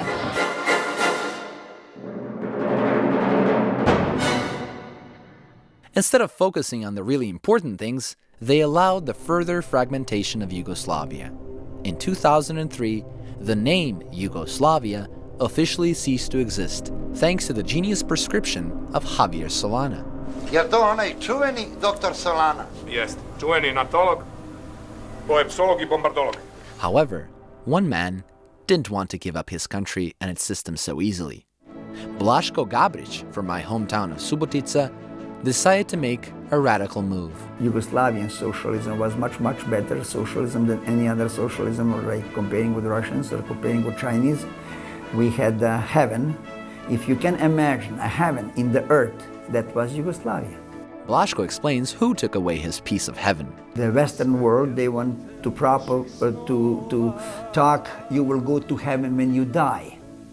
They don't want to afford you a heaven when you are alive. So he turned his property of 15 hectares into a new, fourth Yugoslavia. If they destroy your factory, if they put everything on private, whatever we had, we don't have anymore, how you call that? The West said this was democracy. We have a very, very nice joke when Muslim people ask the priest, how can he explain democracy to them, to be capable to understand? So, well, very simple, I can explain that to you. See, when I go in the top on minaret, and you are down below me, and I piss on you guys, even you can piss on me too. That's democracy. Well, jokes aside, taking away Yugoslavia's name had a more malevolent motive. Yeah, when they take Yugoslavia away, when they call Serbia and Montenegro, West promised to the Montenegro, leave the Serbia alone. Come 2006, after a controversial referendum, Montenegro became the newest country of the world. 55.4% of citizens voted for independence of Montenegro. However, another part of the former Yugoslavia still wanted that title. You guessed it, Kosovo. In the same year, negotiations began between the Belgrade government and the Albanian minority over the status of Kosovo. However, the so-called negotiations were a farce from the beginning, as almost all the Western powers were promising Kosovo independence regardless of the negotiations. Sooner rather than later, you got to say enough's enough. Kosovo's independent. And that's the position we've taken. The people of Kosovo need to know that it is a solid, firm position. And even though there's diplomacy and talks, but it's apparent that that's not going to happen in a relatively quick period of time. In my judgment, we need to put forward the resolution. Think about it. If you had some of the world's largest powers telling you that you can get whatever you want, why the hell would you settle for any less and try to reach a compromise? As anticipated, the talks broke down and Kosovo unilaterally declared independence. It has been an honor to welcome the President and Prime Minister of an independent Kosovo to the Oval Office. I'm proud you all are here. I welcome you. I'm a strong supporter of Kosovo's independence.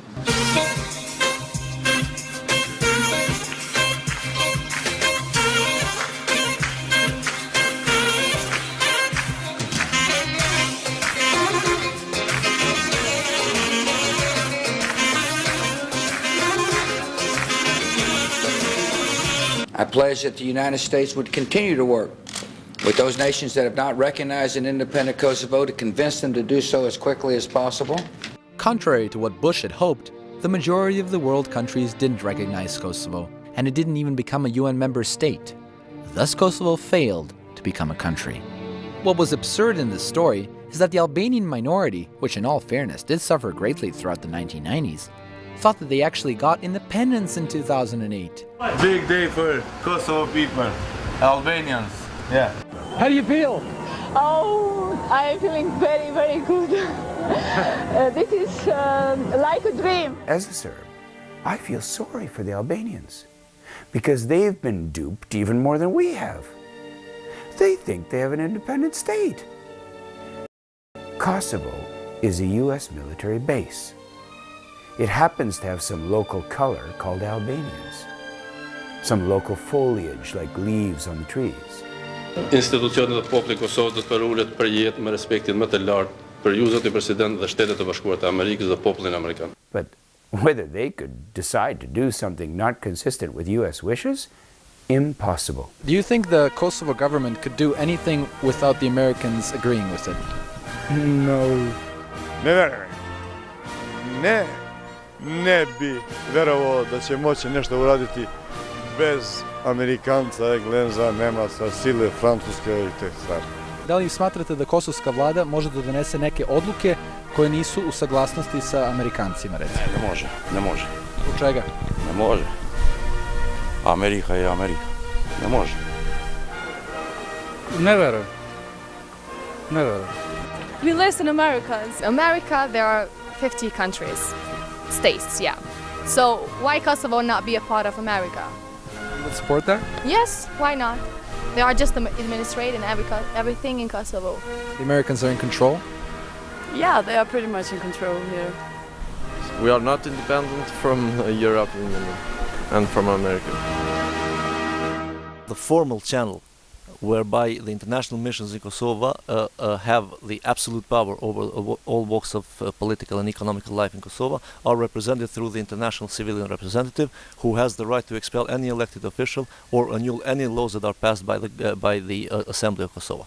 At the same time, there is an informal channel whereby the international community meddles within politics and economics in Kosovo through the ambassadors of the powerful countries that have been seen or presented itself as sponsors of the independence of Kosovo. The wishes of these ambassadors are kind of like orders to the Kosovo's politicians. Kosovo still remains a colony, and this colonization has actually degraded the life or the standard of living in Kosovo.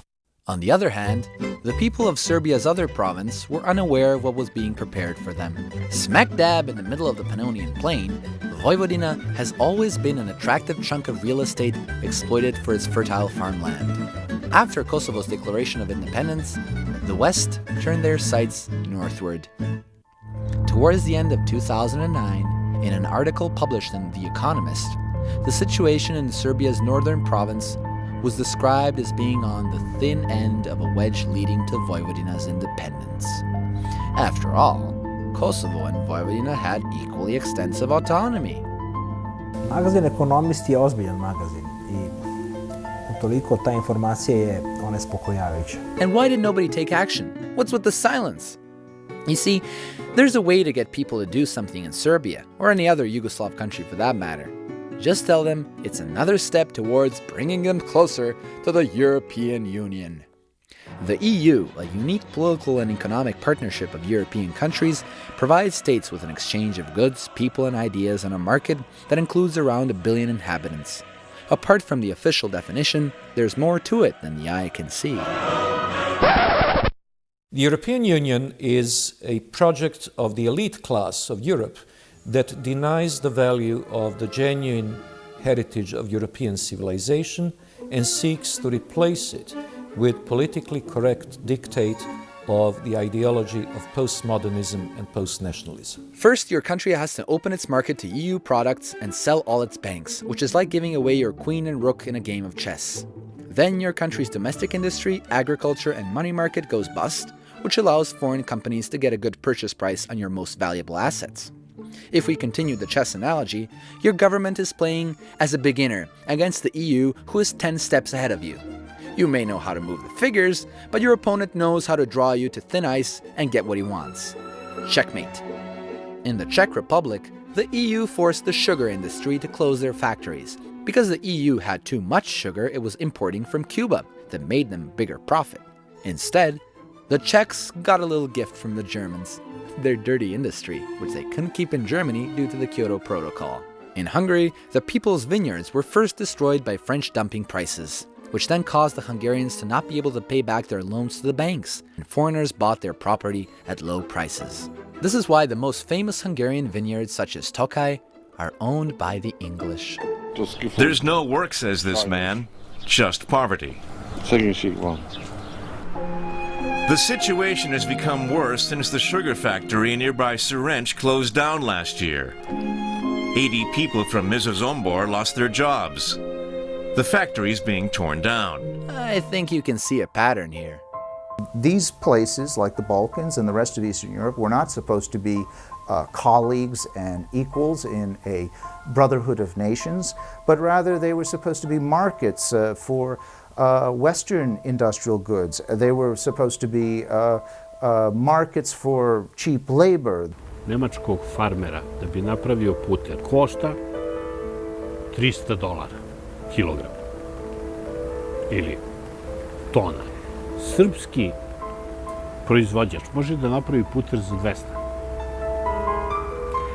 Ali, pošto nemačka vlada daje subvenciju proizvođaču putera, taj puter košta $150. I taj puter je $50 jeftiniji nego srpski. I mi jednog dana dobijemo kompletnu lepezu uvežene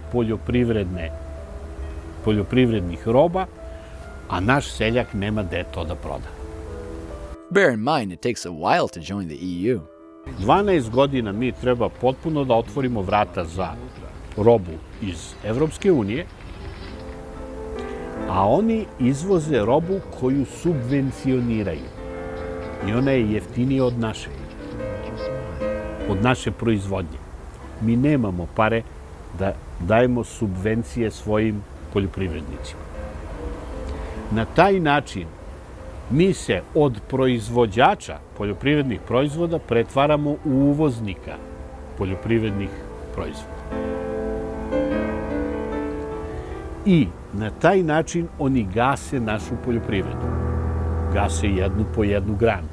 You won't hear about these things in the media, though. The European Union spends over 2 billion euros per year for its representation in the media. They sponsor shows on television, on radios. They sponsor programs and so on. They organize conferences, especially just for the journalists. It's a massive industry. You hardly ever hear criticism about the European Union from the journalists. In Serbia, there has never been a true debate about the European Union, and any attempt to even initiate such a debate was condemned up front as anti-European. Those who try to open such a debate are simply cut off. Ja kad ovdje slušam, meni je jako smešno šta vi sve to kažete o to Evropskoj uniji, pošto to je slovenski narod, pa i ja slušao 10 godina, ama baš bukvalno iste stvari, kod je to CIA štampala ili neko drugi. I pazite sad. Pre nego što kažeš, mogu te pitam, koga ti je plata? Ne, čekaj, mogu samo ako možeš da slušaš. Ja ću kritikovati globalizam na sva uzma.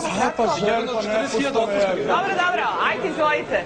Gledaj, pazi, niko više u Sloveniji ne veruje u Evropsku uniju, taj san, a prošlo je par meseci, pošto će sad 50.000 ljudi da otpuste, jer sve tvornice, ne sve, se zatvaraju, sele se u Rumunsku, u Honduras, čovječe, gde je to? I u Kinu, razumeš? Na sreću dolazi u Srbiju neki. Ti pričaš o nekim partnerima iz Slovenije, gde se glavni direktori koji ovde ulažu u tu zemlju prebacivaju, hvalisaju kako koloniziraju Srbiju, ceo Balkan. I remember that guy, the neoliberal guy from the party G17+, and he told me, yeah, but you are criticizing the European Union, but hey, you live in European Union, Slovenia is doing well in Europe. No, it just doesn't work like this. This is a standard propaganda, you understand? We are not better off because we are in European Union. It's vice versa. We are in European Union because we did better off than other, for example, former republics of Yugoslavia. After the death of Yugoslavia, every single former Yugoslav republic wanted to become a member of the EU. Slovenia was the first to actually join in 2004, but wasn't dazzled much. We are no more a country, we are just a region of European Union. Why do I claim that? We have no monetary policy. We have practically no fiscal policy because we are very much restricted with the rules of European Union or Euro area. Are things better now that Slovenia is in the European Union? No, I don't think so. I don't think it's better. No, I don't think so. The prices all just doubled. Everything is more expensive than it used to be. The clothes are more expensive. I voted no when we had the referendum for joining European Union. Sve je pokradeno, ne zna se niko pije, niko plaća, Litostroj, Metalka, nema niti jednoga preduzeća koje ima 500 ljudi, a da dobro stoje. If you are part of the European Union, also you are giving something into the common wallet of Europe. A lot of social rights that we had in the past are now being shrinked? I believe that, and that's my personal opinion, that European Union is more of a corporation than like a political establishment that secures human rights. Da li je u Sloveniji bolje otkad je ušla u Evropsku uniju? Da, mnogo bolje. Zbog čega? Pa, ima razloga mnogo. Koji su razlozi? Mnogo. Da li je život bio bolji za vrijeme Jugoslavije? Da, bio je bolji. Slobodnije je bilo. Tito je bog bogova. Right across the street from Slovenia, Croatia was giving up enforcement of the ecological and fisheries protection zone towards EU states, as 1/3 of all Italian fishing activity came from that zone. It also flushed away its banking sector. Hrvatska ima samo još jednu banku koja je u njenom vlasništvu. Bila je primorana sve banke prodati strancima. Hrvatski Telekom je prodan Deutsche Telekomu. Mi dalje ne znamo sadržaj tog ugovora. On the other hand, people in Serbia find it hard to stop trusting everything that comes from the West, often readily believing their propaganda that the West really loves them, and that even when they're bombing Serbs, they're doing it for the Serbs' own good. I think the situation that we're in today is the result of something that I call predatory capitalism. And it really got underway in the 70s when I was an economic hitman. We used predatory capitalism in the third world a lot. And the first principle is that the only responsibility of business is to maximize profits, regardless of the social and environmental costs. U Jugoslaviji su nuđeni vrlo povoljni krediti da mi uđemo u što veću kreditnu zaduženost. Ako ste ekonomski jaki, onda ste i vojno jaki. Onda ste jaki po svim pitanjima. Ali ako ste zaduženi i ako vaša ekonomija slabi, onda vi slabite na svim frontovima. As Yugoslavia broke up, the federal debt was distributed between the successor states. At the end of the 2000s, the prosperity everyone was promised clearly kicked in. Montenegro, from a debt of $416 million, had acquired a debt of $4.7 billion. Macedonia had jumped from $890 million to $6.7 billion. Bosnia went from $2.1 billion to $16.5 billion. Serbia's debt increased from $5.5 billion to $38 billion. Slovenia from $2.6 billion to a shocking $56.3 billion. And Croatia, the absolute debt-acquiring winner, jumped from $4.6 billion to a dizzying $69 billion. 1988. 2 godine pre raspada Jugoslavije, Jugoslavija je dugovala 13,5 milijardi dolara i iz svetskih bankarskih krugova nam je rečeno da smo prezaduženi i da više ne možemo da dobijamo kredite. Danas isti taj prostor, podeljen u 6 državica, duguje 184 milijarde dolara i niko nam ne kaže da smo prezaduženi, nego nam još nude kredite. Yugoslavs love to say how they lived off foreign debt during Tito's Yugoslavia. And now they don't? Kako opljačkati jednu takvu zemlju? Ako vi kažete da hoćete da privatizujete nešto u jednoj zemlji gde su svi primali neke male platice i gde nisu mogli da imaju ni $1.000.000, znači niko od građana Jugoslavije nije mogao da kupi ni jednu fabriku u toj zemlji. Znači, te fabrike su mogle da kupi samo stranci. Okay, so they were bought by foreigners. What's so bad about that? Smederevsku železaru da bi izgradili, uzeli smo kredite od međunarodnih finansijera od $600 miliona. I za $600 miliona smo je izgradili. A prodali smo je američkom US Steelu za $23 miliona. Toliko košta samo zemljište na kome se železara nalazi. Tako je urađeno sa svim kapitalnim objektima u ovoj zemlji. On the other hand, here's one example of how they robbed the reduced Yugoslavia with loans. First, they enforced heavy sanctions. Tada su oni od 1992. zaračunavali redovne kamate, zatezne kamate i takozvane kaznene kamate. I naš dug se od 5,2 milijarde koje je pripadao Srbiji i Crnoj Gori popeo na $13,5 milijardi. 2000. kad je srušen Milošević, postavljen je za potpredsjednika vlade zaduženog za financije Labus. Miroljub Labus was, by the way, a member of the G17, those so-called pro-IMF experts. Labus je došao i jednim perom potpisao da mi prihvatamo da platimo sve kamate, redovne, zatezne i kaznene za period od 8 godina, od 1992. do 2000. I uveo tu Jugoslaviju u jedan potpuno dužničko ropstvo, jer smo mi platili 8,5 milijarde Zapadu, a oni su nas blokirali, nismo mi njih blokirali. In 2008, Croatia earned $9.3 billion from tourism, which amounts to some 20% of Croatia's overall GDP. And this would have been great had the money actually stayed in Croatia. Sve hotele, najbolje hotele na Jadranskoj obali su kupili nemačke i austrijske kompanije. Of those 9.3 billion, Croatia was left with small waiter salaries, wage taxes, the goods and services tax of 19%, and a handful of euros from restaurants, cafes, and private accommodation. While the profit went to Germany. With the macroeconomic stability at stake in all the republics, the IMF and World Bank step in to save the day. And how do they do it? Let's say the IMF and World Bank give you a loan of $300 million, to which you have to pay an interest of 5.5 to 7%. But the money doesn't go anywhere. No, it stays in big American or German banks, as well as the Republic's foreign exchange reserves, to which you get 2 to 2.5% interest.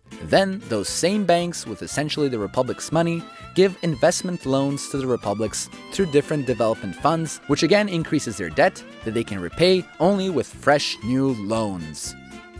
Thus, the cycle continues. Ne trebaš biti ekonomista, znači ti uzimaš dug da bi vratio novi dug.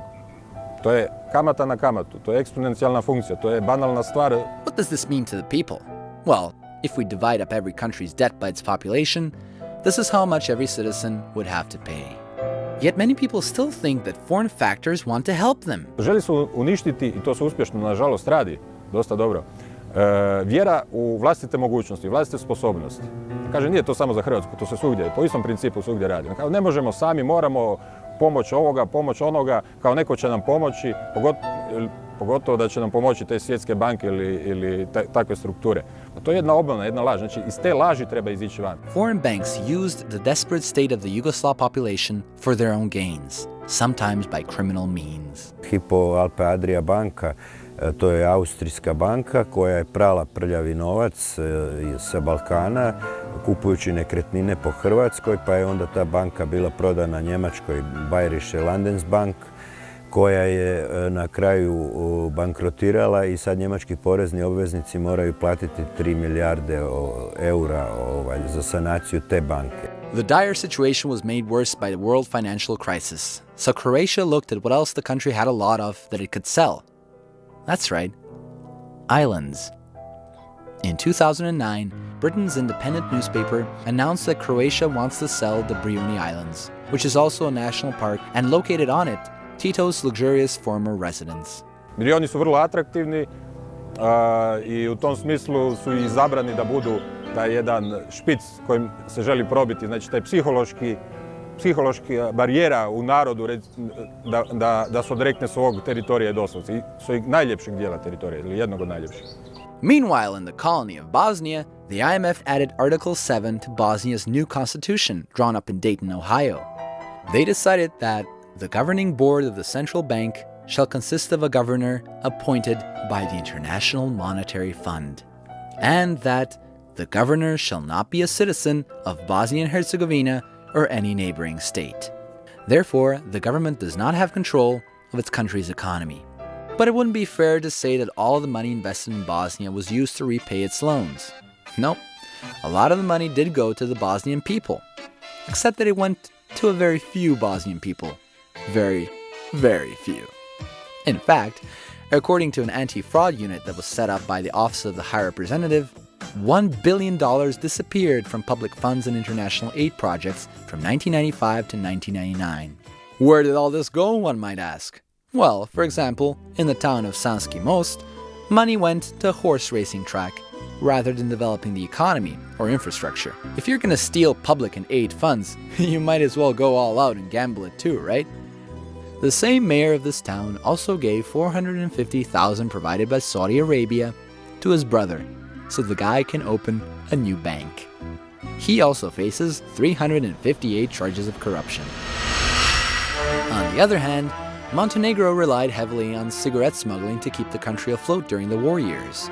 Its leaders, Bulatovic and Đukanović, claimed they never personally benefited from the smuggling. Which is really odd, considering that Prime Minister Đukanović was the 20th richest statesman in the world in 2010, more than 3 times richer than Nicolas Sarkozy and Barack Obama combined.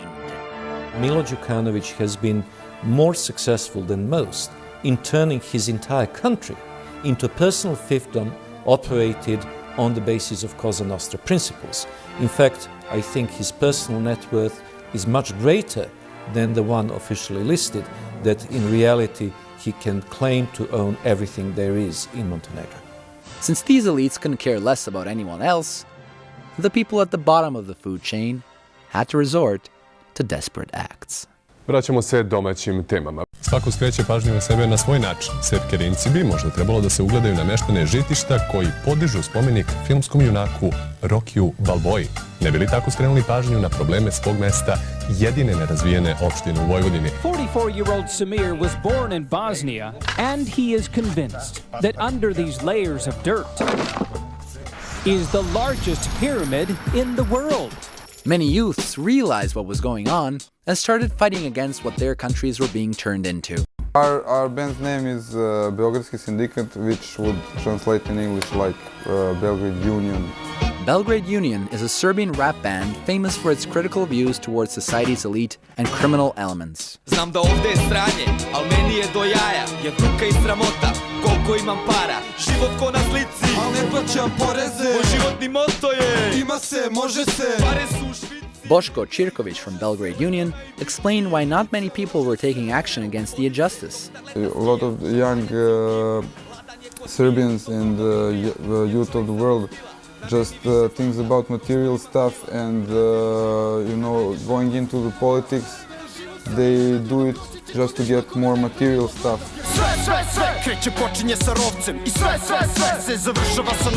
If I was in the same room with the guys running this country, the main guy is my ex-high school psychology teacher, I would conduct the real revolution on them. Ovo nimalo nije politički korektno, ni levo ni desno, već pravo mesto. Ovdje nemate kontrolu, to je masovna reakcija. Zapitaj se dokle, kakav si to čovek, polizan i plašljiv, živiš bez slobode. How that would turn out, I don't know, but some of us probably would not leave the room. Oni su sistem, instrukcija, dogma, korupcija, teror, institucija, represija, ubija, mafija, murija, država hajdučija, kadija, sudija, a mi smo revolucija. Oni nije naša Srbija. Down in Sarajevo, things weren't much different. Mi potražujemo danas plate za 2003. 2004. 2005. 2006. i molim vas lijepo 2007. godinu. Ovo je zemlja koja se zove Bosna i Hercegovina. U ovoj zemlji se pljačka na sve strane. I opet će najveću cijenu za to platiti građani ove zemlje. Ne dam ostavku, neće ova vlada podnijeti ostavku. Neće iz 1000 razloga. Država propada, a vladajući kleptomani se sve više bogate. Sve trpi, šuti, bit će bolje, bit će bolje. Pa ovo je država za požaliti.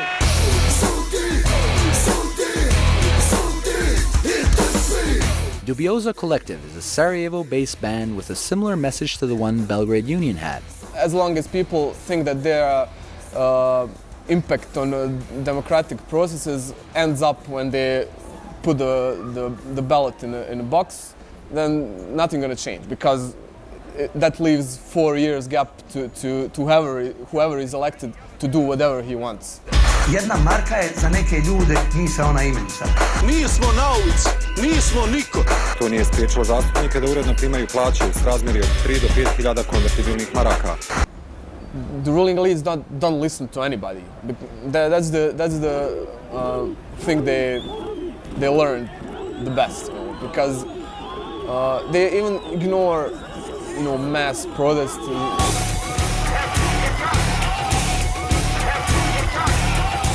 Oni vrlo vješto koriste tu jeftinu priču nacionalizma i s njom zaluđuju mase kako bi se sve više i više bogatili. Protiv tih elita smo mi.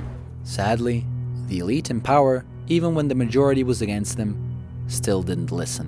One of my very close and very trusted friends was at a dinner, a private dinner, at which the American ambassador Cameron Munter was present. That dinner was held between the election in which the Radical Party, which is much more independence-oriented than the Democratic Party, had apparently won the election. They had the most votes of any party. And we were all expecting that, well, the people have spoken, there's been an election, the biggest party is going to form the government. And my friend asked Cameron Munter, well, Mr. Munter, it seems that your mission here has been a failure.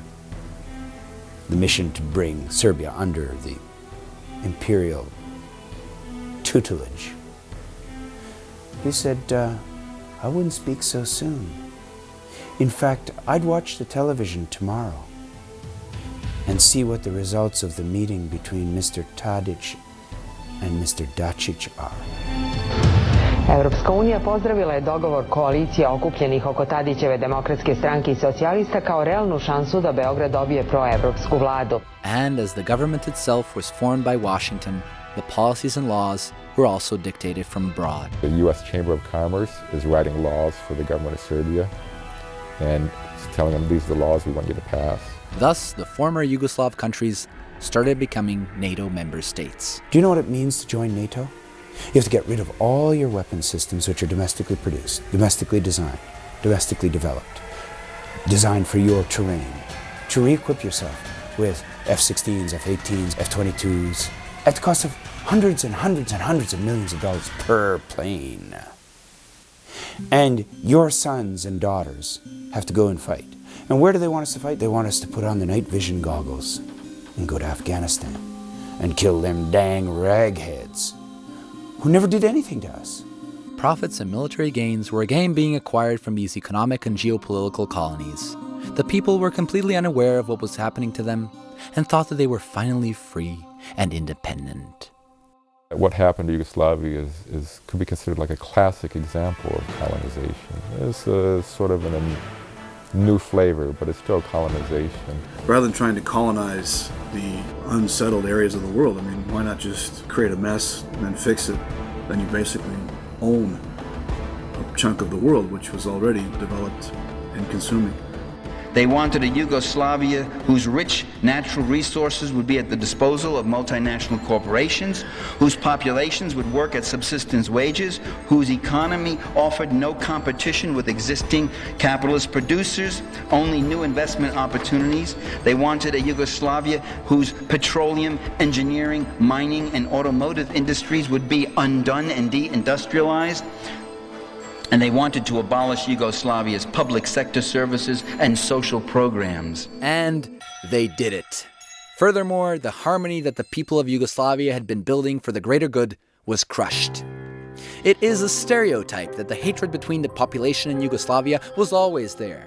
The South Slavs traveled together to arrive in these lands from the north and found their piece of heaven around the 6th century. Hatred was later manufactured by greater powers, who saw it appropriate to teach the Slavs how to be civilized and democratic. Consider that for the better part of the 20th century, black people weren't even allowed to sit at the front of the bus in the US, while the Dubrovnik Republic actually abolished slavery back in 1642, when the US was still a British colony and didn't exist as a country. The Western hypocrisy was obvious. Why would a Croat really hate a Serb or a Serb hate a Muslim? Because of what someone somewhere did and who knows when? Because of what TV says? Hasn't history shown that these people were in fact able to live together? Or is this all irrelevant the moment someone starts arguing about who did what to whom how many times worse? To živiš neprekidno u nekoj mržnji? Da li živiš u nekom neprekidnom strahu iza sebe ili nekog jednostavno toliko mrziš da ti se sva tvoja pozitivna energija bazira na tome da to prepoznaš, razlikuješ i da nekom iracionalnom silom manifestuješ tu svoju mržnju. Od toga se ne živi. Od toga žive bolesnici. There is no such thing as biological hatred, that a certain group is predestined to hate another. Anyone who says any different has an agenda. Trust me. I know what you're going to say. Boris, all you do is criticize without offering a solution. Well, for the solution, all you need to do is look at the stories of those who said no to this madness, who decide to act as human beings during inhuman times. Kad se čovjek makne ispod kišobrana kolektiviteta koji ga gura prema zlu, može biti plemenit i hrabar. Da su ljudi bili i da je bilo većina onih koji su razmišljali kao moj suprug, naravno da do rata ne bi došlo. Corrupt politicians, army generals, or war profiteers were to blame for the colonization of Yugoslavia just as much as the colonists from the West. Nobody could have done this to us if we were not as weak as we are in defining ourselves and defending our own history. If we, as a nation, stand up, no one can keep us down. There is no cruise missile, there is no imperial power, there is no spying network, there is no media domination that can crush our people. Yugoslavs must become aware that their countries are Western colonies, victims of rampant and merciless globalization, bound by economic, social, and political chains. If they don't, the weight of chains will slowly get unbearable.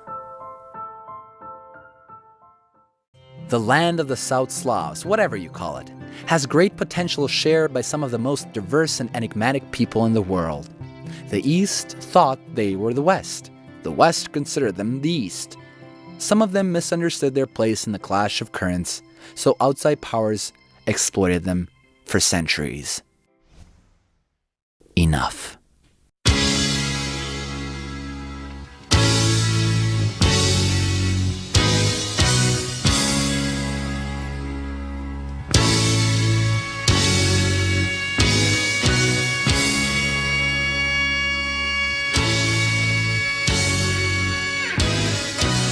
Pozdravljam život jer sam shvatio suštinu, da nisu bitne stvari već da ostavljaš za druge, da samo zdrave glave možeš ostati još duže, iskren prema sebi, besmrtan za uvek, jer kad niko neće, rodi se ideja, od temelja sve trulo mora da se menja, i to je moja želja da sa nova pokolenja plove pravi putem, lakša za tonu poniženja.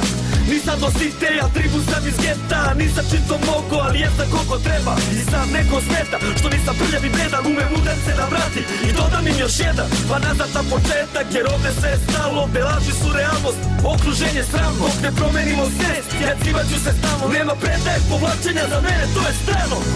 Još uvek sanjam mračne oblake da prolaze, još uvek mislim kako jedna reč promenit će sve, i onog dana kada mene više ne bude, ni tada nema povlačenja, nema predaje. Sutra da sve tako padne vreo kamen, kad u pepeo na sve budem leo plamen, tad ću te pitati šta ti znače pare, titule i zgrade, sve je to za džabe, nećeš teći poštovanje za keš varajući gladne, ljubavi ima samo onaj koje daje, sve za roditelje, braću, ženu i drugare, sokole u jatu, verne sindikalce, što krče svoje trase kroz mulj i barikade, ne prateći ljude nego svoje ideale. Ta ideja će opstati, baš će betonski blokovi, i na noge će se podići oslobođeni robovi. Mi stvorit ćemo bolji sve, to je perspektiva, mi smo nova ofanziva, naša borba je živa i dalje.